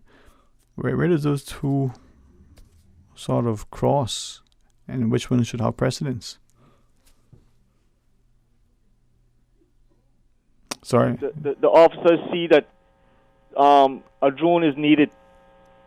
For example, people who may be lost, in say a forest area. They use drones to send to help look for those individuals, and a lot of times these drones help them to see exactly where the person is that may be lost, instead of doing it on foot. Right. It is, without question, significant benefit. Search and rescue, forested areas, at sea. There are countless opportunities where, when we look at the security of people, the safety, the life or limb is at stake, that we would want to be able to use anything and everything that could help, save that person, rescue that person. But again, could we not somehow find a way that as a society that we instill within ourselves a sense of respect for law and order, not just the individual going about the place in a decent manner, but those who are entrusted to enforce the law, the police, the judge, the policymaker, to be model citizens? Well, they should know that is the most important thing for them to be setting the right example when it comes to the laws of the land. Yeah, man. Anything else you want to share? No, that'll be all for now, yeah. Dwayne. Thank you, man. I apologize. Until Miss Susan, I forgot about the break. I got caught up with our callers. All right, let's quickly pause, take a very short break. When we come back, more Talk Today. Start getting your debt under control with a debt consolidation loan from Fidelity Bank. At Fidelity, your loan decision is quick with no runaround. Plus, with competitive interest rates and fees, we will help you reduce your monthly payments and get you back to living again. Don't let the burden of overwhelming debt tie you down this year. Call Fidelity today and let's make it happen with a Fidelity Bank debt consolidation loan. Fidelity, we're good for you. King Sports Center takes pride in being more than just an ordinary gymnasium. For 14 years, their multi-purpose facility has been providing the community with a variety of sporting, recreational, and relaxation activities. King Sports Center has a bowling alley, lounge bar, multi-purpose rooms, powerhouse gym, rock climbing wall, bungee jumping, a 10,000 square foot rink, and so much more. For more information on the variety of services, call their friendly staff today at 946-5464 or email kings@candw.ky or visit www.kingsportscenter.com. King Sports Center, your one-stop shop for fitness, recreation, and relaxation. The next presentation of CI Retro Talk Today comes your way on Friday, February the 28th at 12:15 p.m. on Radio Cayman, when we bring you the second in the 3-program series on the path to the Cayman Islands' first constitution in 1959, Cayman Islands politics and governance. This program will focus on the origins and development of political parties in the Cayman Islands and is being brought to you by Parsons Air Conditioning, Refrigeration and Appliances in West Bay. Parsons is presently having a big value blowout sale on refrigerants. You can get a 25-pound cylinder of 410A or 417A refrigerant for $80. The R134A 12-ounce can is going for $8. Call Parsons Air Conditioning and Refrigeration at 949-3945 for all of your air conditioning, refrigeration, and appliance needs. That's CI Retro Talk Today on February the 28th at 12:15 p.m. on Radio Cayman. Be listening. Talk Today. But I do have some questions. Talk Today. Cayman Islands' foremost listeners participation program. Talk Today. Because there are more questions than answers. What the public is saying. Waiting to take your calls right now. Sterling Dwayne Ebanks.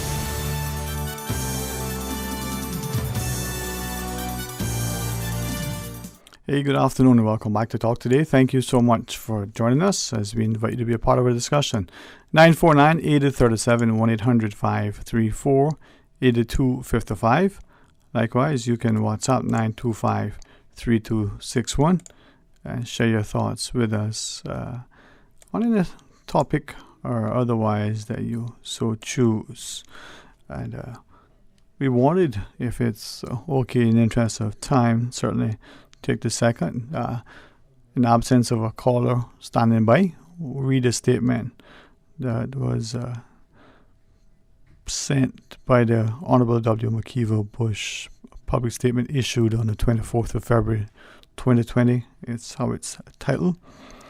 And if we may, I was hoping to put it up on the big screen, as it were, to be able to read it much easier. But it says, I wish to extend my profound and sincere apologies to the management and staff of Coral Beach, the public, my colleagues, my constituents, and in particular to Olivia Kiwong, the general manager, for the incident which occurred on Friday, the 21st of February 2020. I went to Coral Beach to collect food to take home. I have been subsequently informed that I passed out and fell. Being a significantly overweight person, I am told I made quite an impact. I don't recall passing out and falling. I am told that the management staff rushed to my assistance, for which I wish to personally thank them. I am told that with the assistance of the management and staff, that as they pulled me back to my feet, I reacted badly to the very persons who were surrounding me and assisting me. I had no intention of doing so. I did not know where I was or what had happened or who was assisting me to get back to my feet. I was confused and disoriented, a similar feeling to that which I experienced when coming out of anesthetic from my previous operations. I can only assume that I must have believed I was in danger.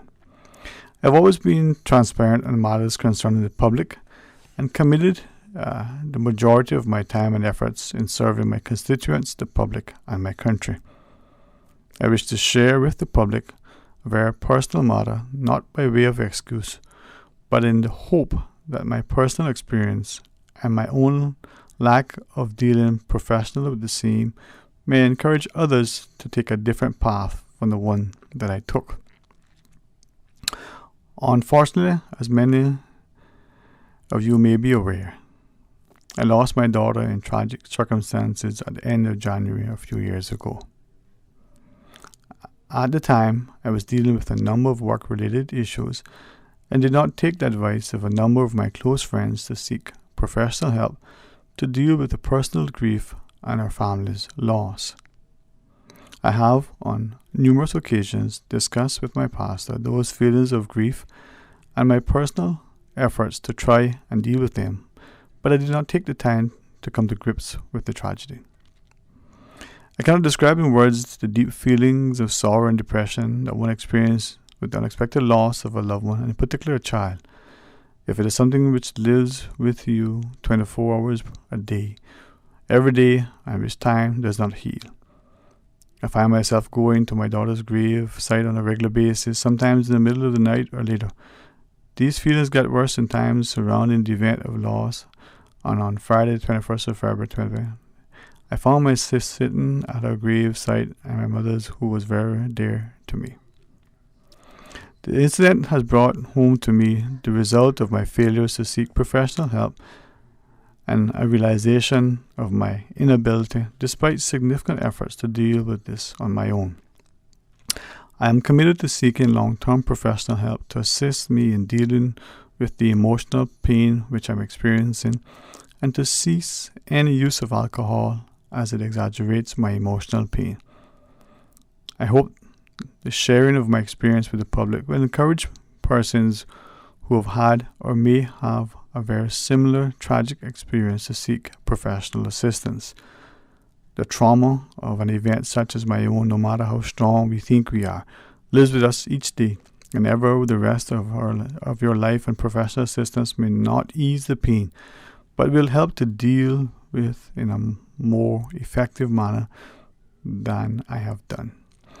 Despite these emotions, I've always worked diligently on behalf of my constituents, the community, and the Cayman Islands in dealing with the various issues, both internationally, regionally, and locally, which our country has encountered, and I will continue to do so. Signed, McKeever Bush.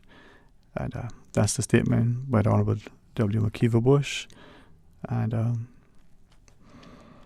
we will certainly, keep him and our leadership in prayer. And as many already have shared that previously and shared their personal sort of take on it, perhaps we can take away from what he has shared that it is something when it comes to grief and our emotional health and well-being, that we may, like what he says, think we're very strong, and we may be, but perhaps professional help, speaking to those we trust, who are competent, who are confidential, can help us. Because like so many things, grief in particular is that thing we all grieve in different ways, and we probably will always and forever grieve. One can't begin to imagine the challenges of a parent, losing a child. It doesn't matter if you as a parent is 90 years old and your child has lived the 70. You still feel that they should not have passed before you. And it doesn't matter if it's after an extended illness, if it's sudden and tragic, if it doesn't matter. So some of you may obviously have particular sentiments with respect to public leadership and different issues. Maybe it's a discussion that we can have, another setting at another time, perhaps as best as possible, in a civil, mature, reasoned, rational approach. It may also speak to those of us who don't know the incredible challenges and pressures and stresses that those in leadership have, from the classroom teacher to the school principal, to the politician, to that line manager, to whomever. And sometimes, maybe, it is because of that we look at other things and figure out, how to draw on the resources, how to make sure that the person as well as the position do become all important. Well, we'll pause, we'll take a break, we'll go to our headline news, and when we come back, more Talk Today. Biggest news. Radio K-Man. It's only 2 species that we have here on the island. Generations present. Your voice, your choice. For today's biggest news. Access.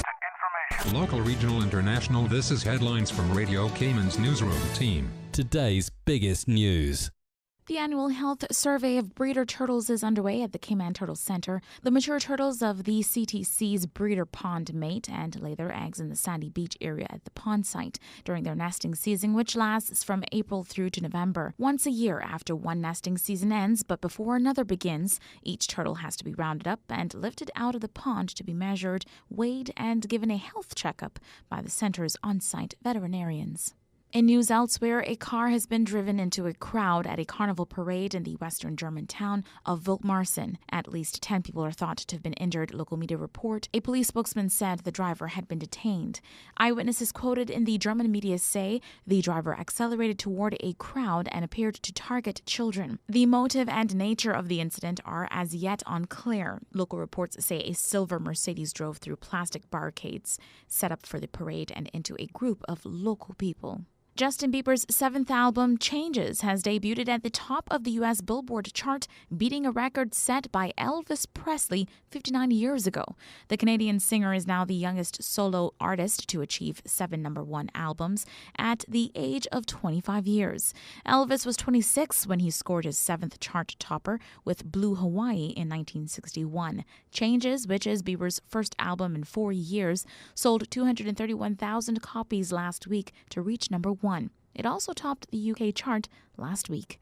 Those are your latest updates here on Radio Cayman. I'm Shanda Gallego. Stay in touch with Radio Cayman for the latest in news and information. Follow Radio Cayman on social media, Facebook, Instagram, Twitter. Download the Radio Cayman app or log on to our website, www.radiocayman.gov.ky. Radio Cayman, your voice, your choice, your radio. Your favorite family fun day is back. The 53rd Annual Agriculture Show at the Stacey Watler Agricultural Pavilion in Lower Valley. Theme, Agriculture for the Future. Ash Wednesday, February 26th. Family fun for everyone. Acrobatic show, cooking competitions, produce, plants, pony rides, petting zoo, rodeo, and so much more. Gates open at 7 a.m. with ample parking. General admission is only $10. Children ages 2 through 11, $5. And under 2 are free. Or buy your raffle ticket including entrance fee for a chance to win $20,000 and so much more. For more information, visit them on Facebook or 345agriculture@gmail.com. Put down your iPad and get back to your roots at the 53rd Annual Agricultural Show, February 26th in Lower Valley. At Seaboard Marine, customers often ask us questions about their shipments. Hi, I'm thinking of buying a car from the States. Which port do you ship out of? Hi, we ship out of Miami, Houston, and Brooklyn. Just let us know your port of choice and we can provide you with a quotation and answer any questions you may have on insuring and protecting your vehicle during its journey. Shipping shore to shore, Seaboard. Talk today. But I do have some questions. Talk today. Cayman Islands' foremost listeners' participation program. Talk today. Because there are more questions than answers. What the public is saying. Waiting to take your calls right now. Sterling Dwayne Ebanks.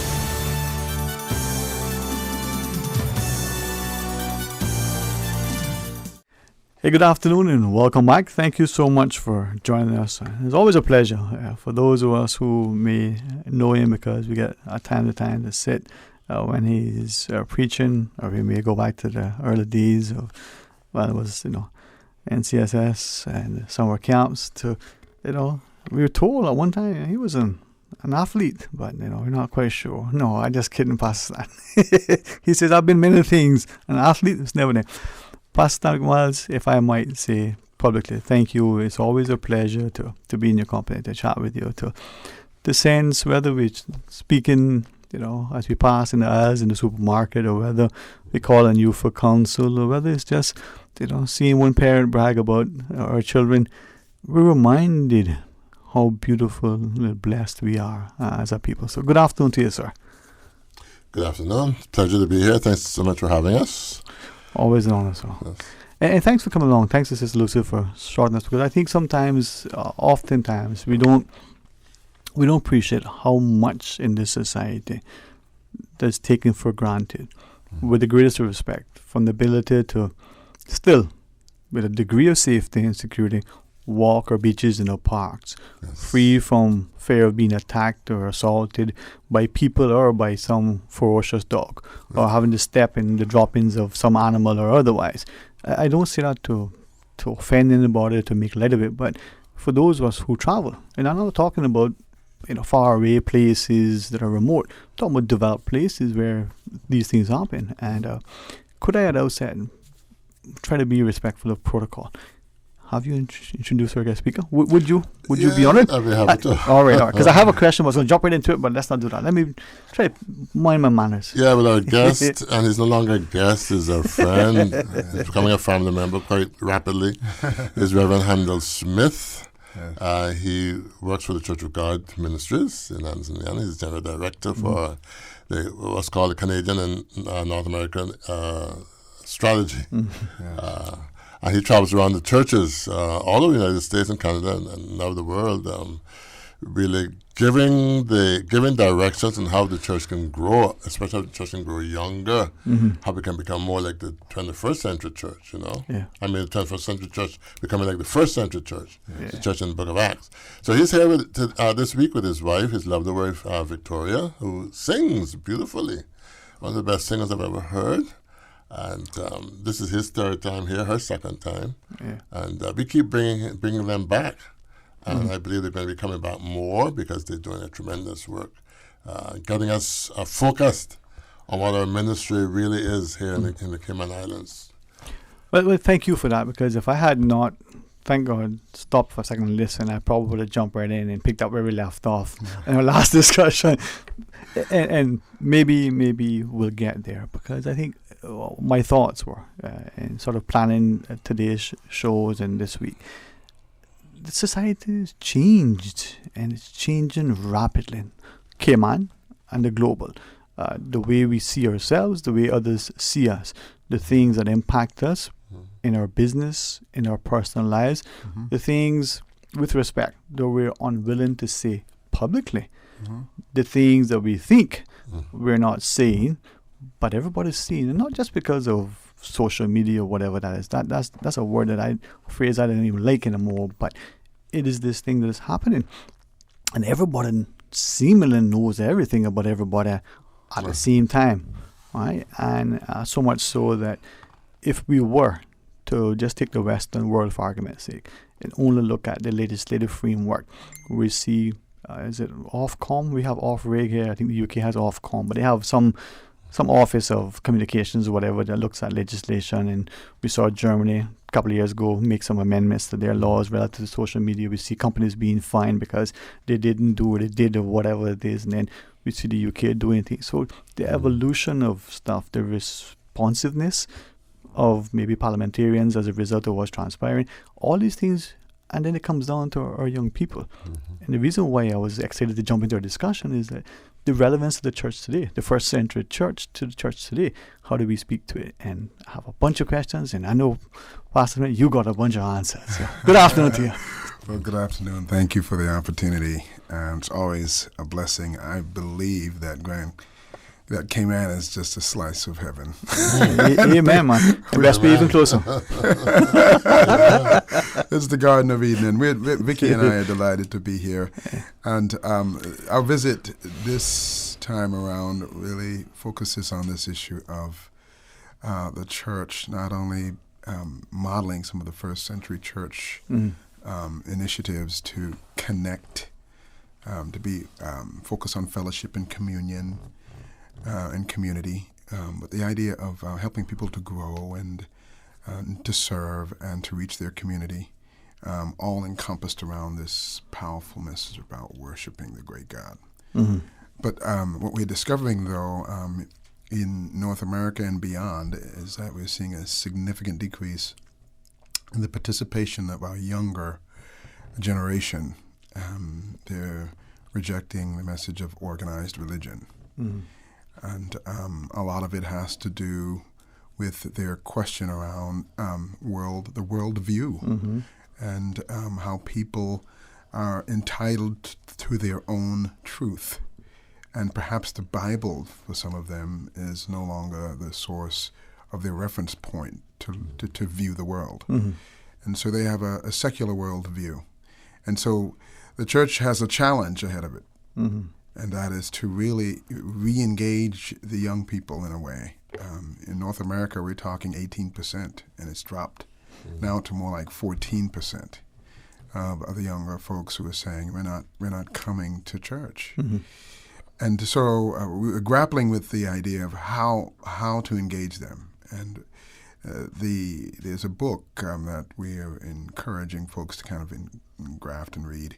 Number one is the Bible, but there's a book called Growing Young, and this book speaks to about 5 or 6 initiatives that about 363 churches in North America have been implementing to engage young people in a real way. One of them has to do with relationship. Mm-hmm. 77% of our young people are a part of single-family homes, where the father or mother, in some cases, is not present.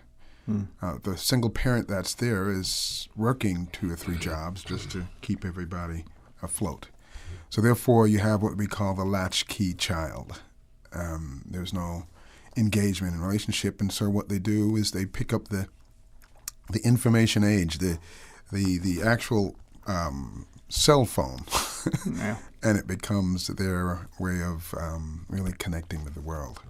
And so they're lonely, they're engaging digitally, and see no need to really connect relationally in the context of a local church.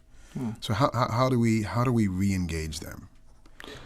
Something, and I won't necessarily try to harken back to our last conversation, but with great respect, I've been reflecting on it, some of the things, and I won't say that I recall it verbatim, because, well, that's not necessarily how I think. I like hear something, and then where does that take me on a personal level, the insight, the research, and the like. Sure.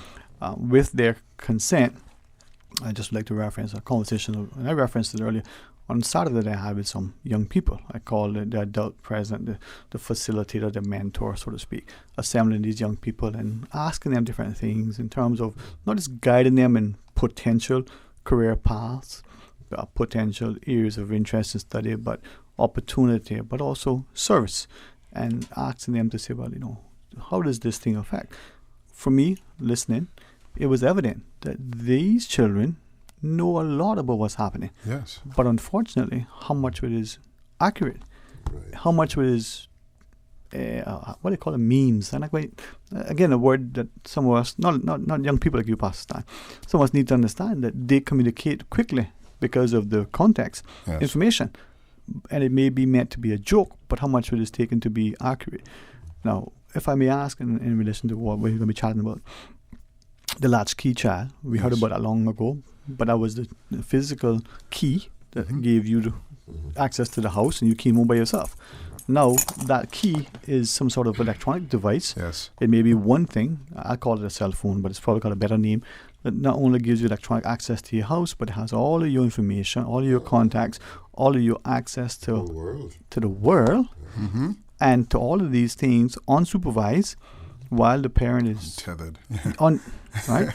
Good parent trying to pay the bills and make sure the child is home safe. There's some food safely prepared, safely accessible. You don't need to turn on the gas stove to heat it up. You don't need to do anything. As safe as you can. You even have a neighbor checking in. It's safe.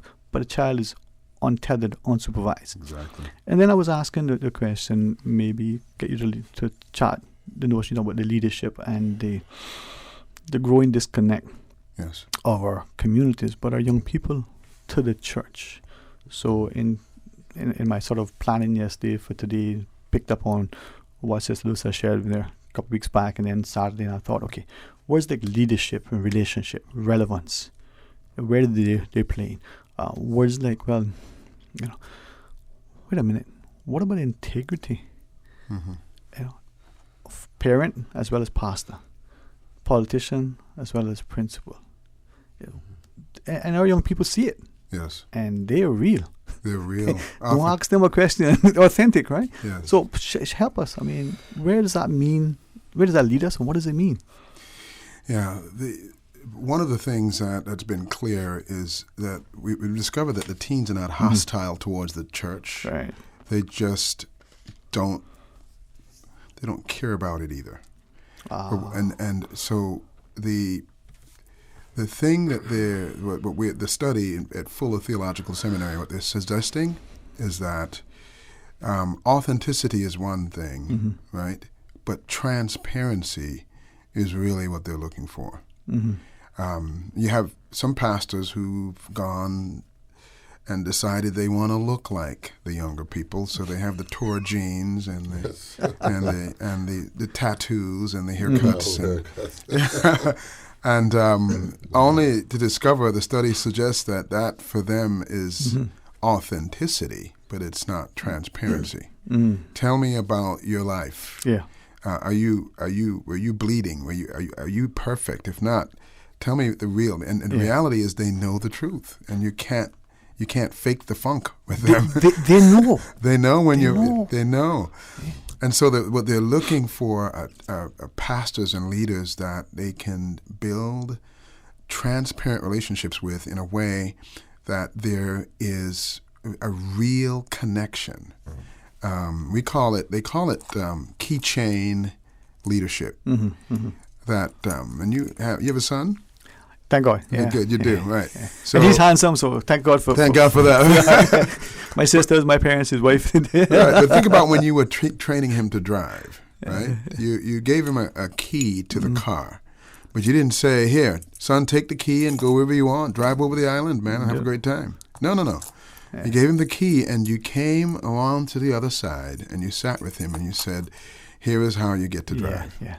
And you drive with them and you connect with them. And what they're saying is that the young people are looking for seasoned, not just relationship with their peers, but with seasoned saints, seasoned people, so that they can engage with transparency and wisdom.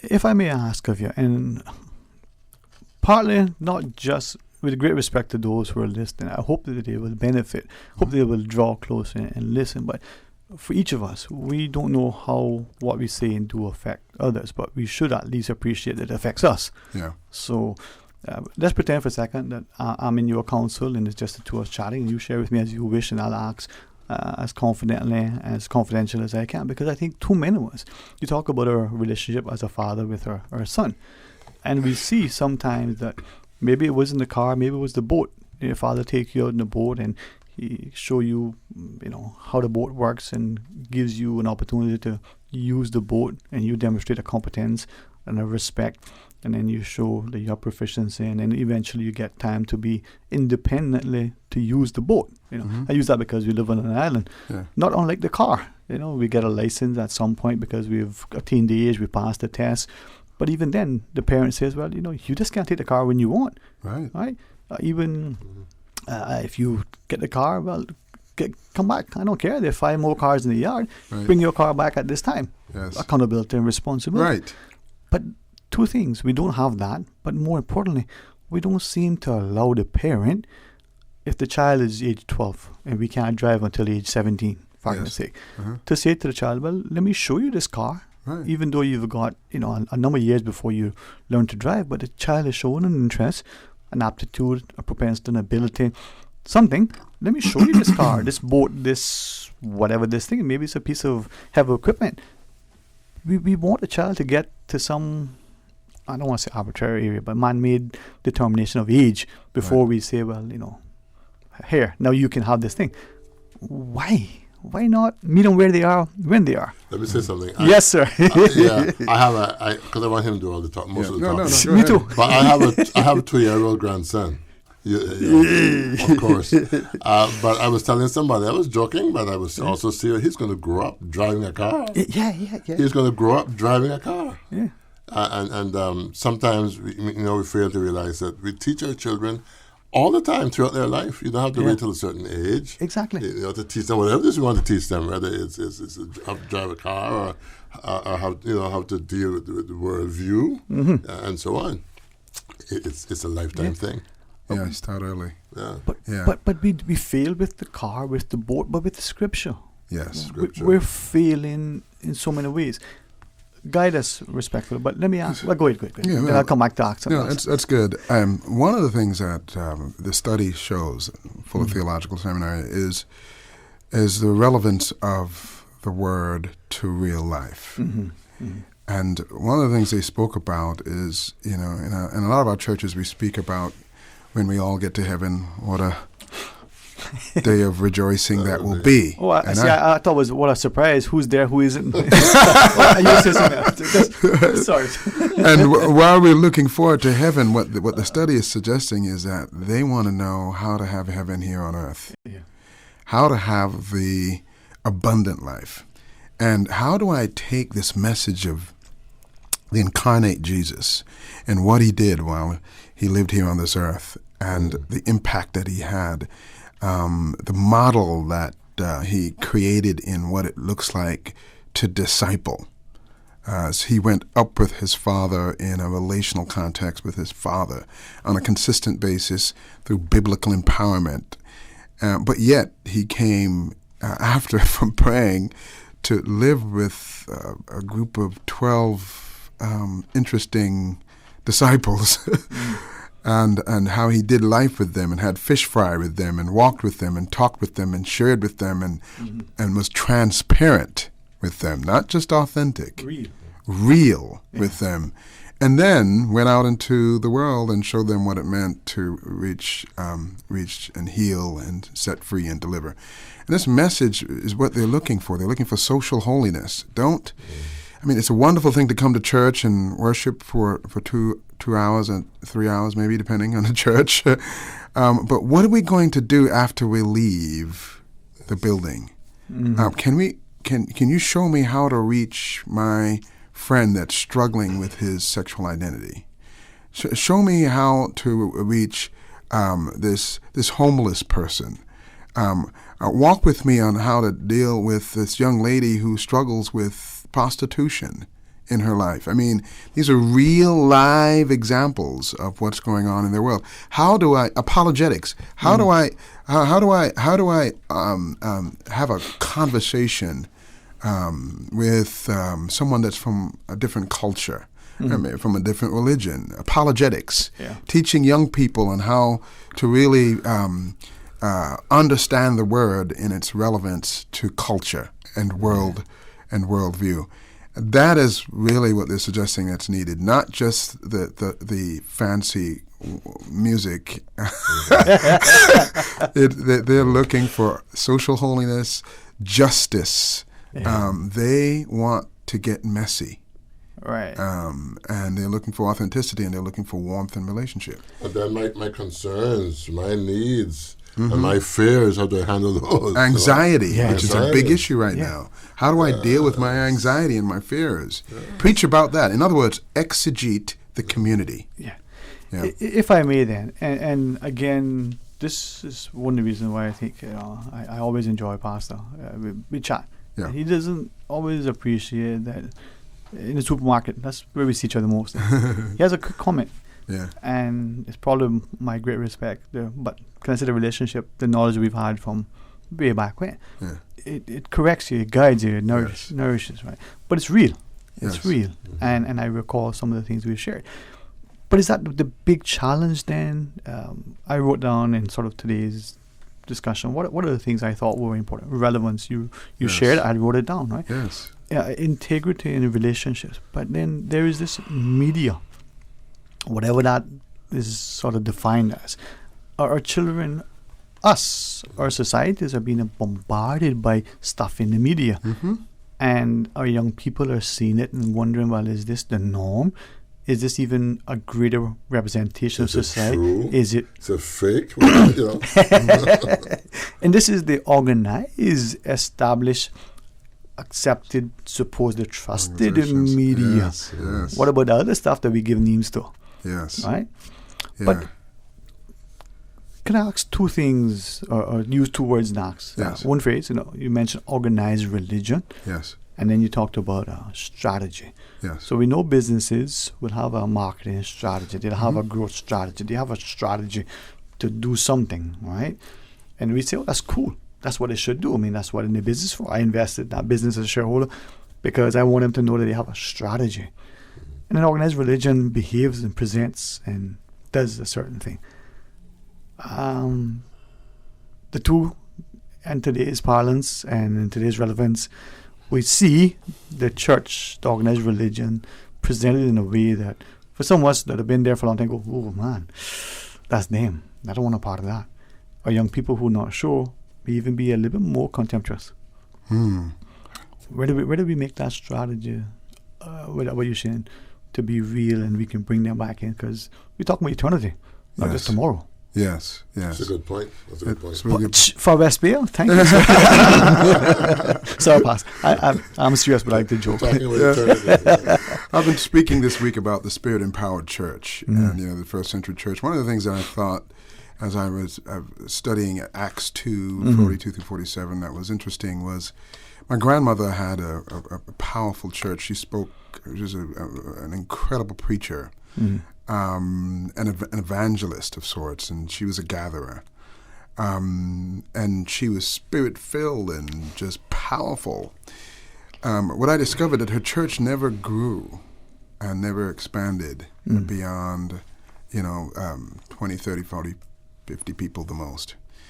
What I discovered was that what she potentially was missing was not just the spirit-empowered church, but the strategy that comes along with that. And if you read Acts 2, it gives us a strategy that they fellowship together. Young people, I'm going back to that. The koinonia, that word of warmth and connectivity is huge right now because the idea is that they're looking for family. Yeah. Right? And so in order for us to, as a church, begin to really make an impact, not only do we need to be Spirit-led, having the power of the Spirit, but the Spirit of God then gives us in the Word a strategy to connect, to grow, to serve, to go, and to worship. I mean, if you look at that text found in Acts 2, 42 through 47, you'll see all of those elements. And just imagine, what church do you go to? Right now, I bounce between churches. You bounce? Yeah. I'm glad you asked that. Yes, sir. And I'll tell you why. Like but a ball? No, not like a ball, like a beacon. Yeah. Beacon. That's interesting. In the water? Ooh, bobbing. No, sir. But what if that church that you go to went from whatever it was today to 3,000 people in a day? How would your local church then be able to manage that? And it wouldn't. So that's why you need a strategy. Yeah. Exactly. Yeah. Your question is pointed, and the thing that I was asking earlier, and you hit on it. Appreciate the discernment. We say, by their fruits ye shall know them. Yes, sir. Our young people, we hang out with them because they say it keeps us young, but it keeps us grounded. It keeps us humble, and there's a sense of humility because they're real. If you create, I've found if you create an environment that they feel safe and nurtured, yes, that they can respectfully share with you their thoughts, their sense of fear and frustration, you get so much. You learn so much. And Pastor. Dwayne, we learn from young people. We learn. Now we have the idea where they're learning from us, so we have to tell them what they should do. But we learn from them as well. Yes. I have learned that. Yes, sir. Yes. I appreciate it's that. reciprocated learning. Yeah. So I'm mindful, and I do not wish to say it because I probably say it incorrectly, and I certainly don't want it to be perceived as being insolent in any way. But I think sometimes those of us in leadership, in church, in business, in politics, in the house, as parent, we forget that our young people, they're observant, they're intelligent. Right.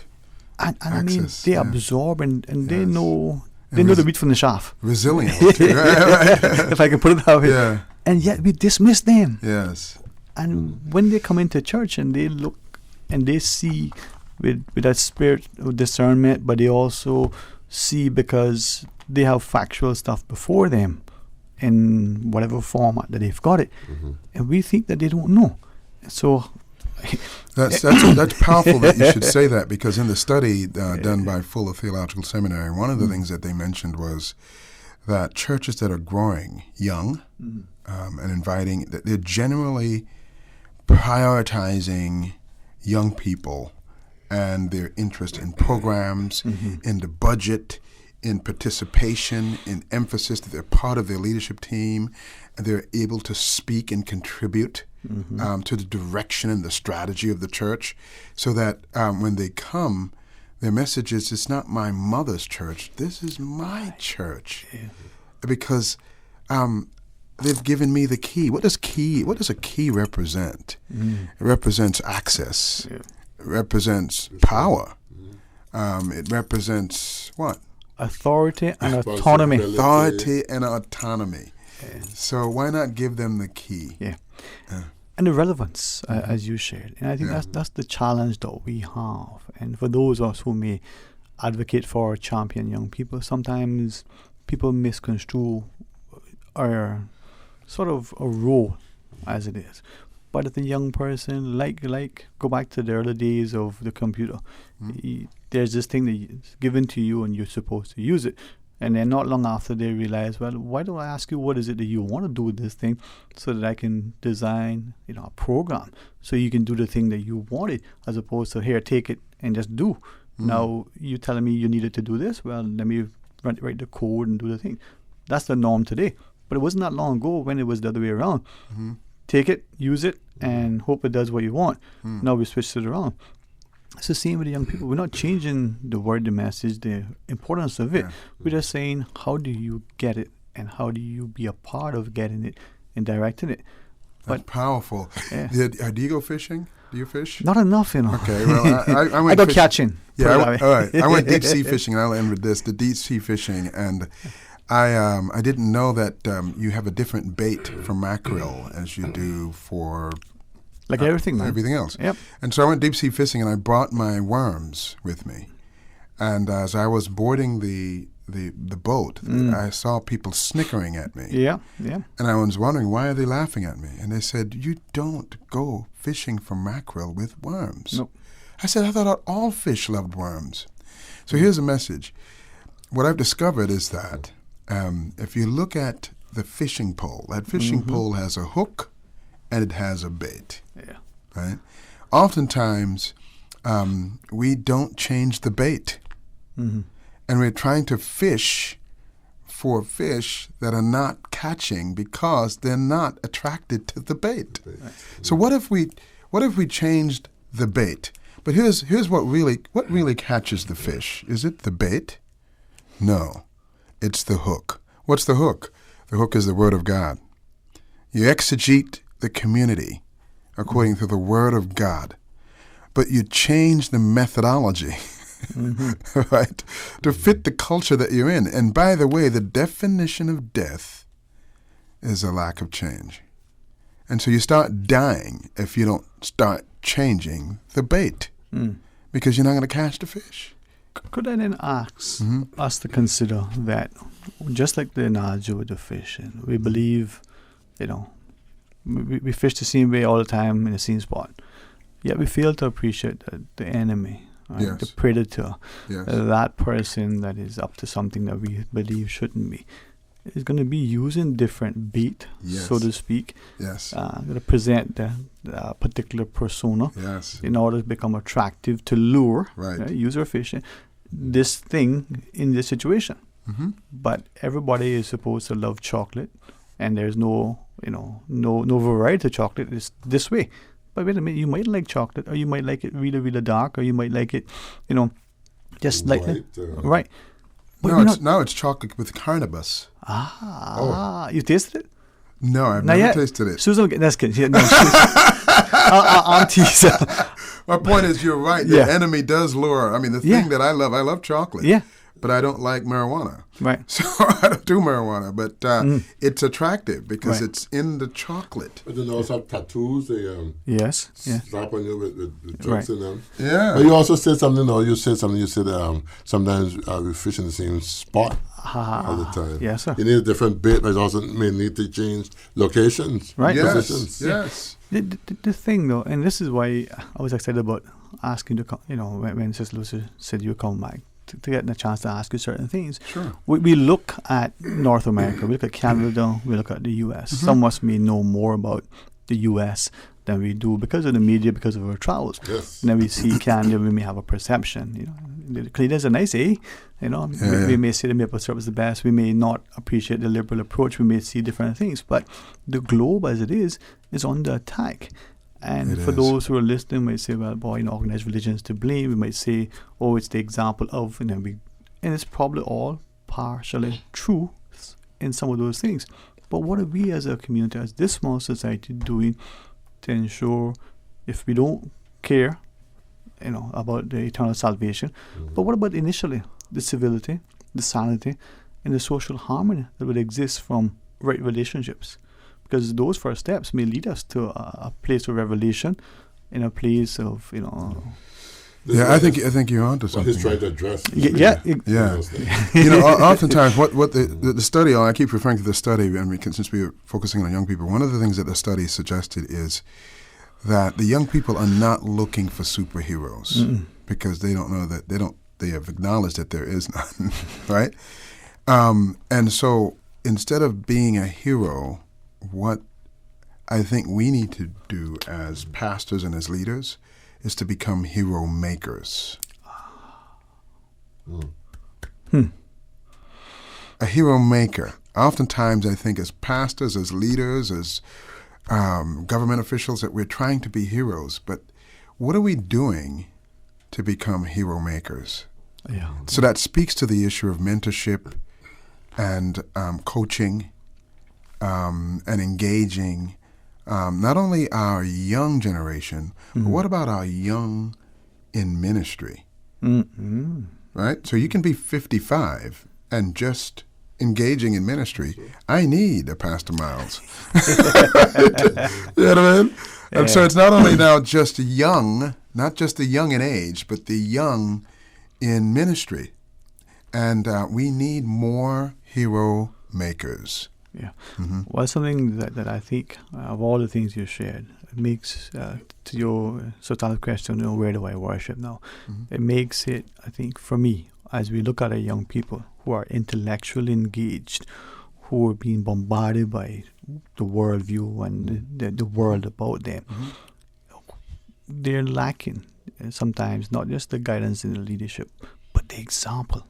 Yes, the authenticity, the models. Because if you say to someone, listen, when I was, that might be 10 years ago, that might have been, 10 minutes ago, and you give them real life thing that happened, showing that you're human, not to curry favor, to encourage empathy and pity, but real. And I won't speak to it now because of every reason, but this is why I always enjoy Pastor. He shares stuff with me, not only from the pulpit with the rest of us, not after church outside of the door between the two buildings and the like, but things that were important. in this strategy. Keep talking. I will after the break, but Miss Susan saying to me now, I love you guys, but you gotta wrap it up. We gotta wrap this up. Yeah. So and she's so amenable, and I apologize, Miss Susan, for taking up the 8 minutes and 42 seconds. But yeah, some things are more caught than taught. Aha. I didn't realize it, but I would walk into my home, and my father had this habit of walking into the house and sitting down with his coat on and his tie. And he would just sit and kind of relax and before he goes to bed, and then went upstairs. Vicky caught me one day as I walked in the door, and she says, "What are you doing?" I said, "What do you mean?" She says, "Aren't you going to take your tie and your coat off?" I said, "I didn't even realize I was doing it." But my father did it all the time. I mean, that's just one example, but the message is most of what we do is more caught than taught. And so the young people are watching us, and I think the message is we have to be careful what we're doing, how we're doing it, and that we're living. We talked last night about power, purity, and passion. And how this message of living a righteous and holy life before them in a real way with transparency will bring about transformation in bringing and building heroes. Amen. So, yeah, it's what's caught, not just taught. Yeah, man, example, man. Yes, example is huge. And I think Pastor Miles is one of those hero makers. I tell you, man, those first days of the summer camp, as a formal introduction, because with respect, he is an imposing presence in the frame. He's a big guy, right? Yeah. But the gentleness, the humility, the sincerity, if I can say it, the love, right? And that is where we need. But anyway, it's the warmth, and the warmth is really what the young people are saying. Well, let me just say this, because I think it's important. But when I was in school, I used to take candies, down to the younger children and hand them out. And Wade DeCosta, I think, was reminding me of this some months ago. Yeah, he was in the elementary school. I was in high school. I would go down and give candies to the children. Yep. And I have developed this relationship with children throughout my life. But it's one that is nurturing, the sincere, to guide, not unlike others, but sadly, too many try too hard to create some other ulterior motive. They're campaigning for something. They're we're not getting there, but another time, another conversation. Because as Pastor shared, you become family. You're going to probably be here all day. Thank you for the opportunity. Thanks much. Just know that our young people are looking for transparency and warmth. Yeah. And that you will engage them in the life of the church and not just tell them what to do. Indeed. Absolutely. Pastor? Just to say that 2 more nights he'll be here. He'll be speaking tonight and tomorrow night at the Church of God Chapel on Walker's Road. Yeah, please join us. And and they'll hear his wife Victoria singing beautifully. And he plays the piano, and it's it's going to be amazing. The preaching is great. I play the radio. That's about it. The preaching is great. Time, Pastor? What time? 7 o'clock, 7 p.m. Yeah. And where? Church of God Chapel. Yeah. And where is Walker's Road. Walker's Road. No, but thank you very much. I've enjoyed it. I hope. Thank you for inviting me again. Really appreciate it. Enjoy the time from the pulpit as you do with the fellowship with our populace as well. You want both. All right. God bless you. Thank you. Amen. Thank you for having us. Right. Always a pleasure. Always a pleasure, Pastor. Right. And to our listeners, you know what? If we don't prepare to do right and to hold ourselves accountable and to raise the bar, well, who do we look to? All right, come back tomorrow for Talk Today right after the midday news and midday meditation. We started off again with the conversation on our agriculture. Then we'll get into some other stuff. We'll see where it'll take us. But until then, be blessed.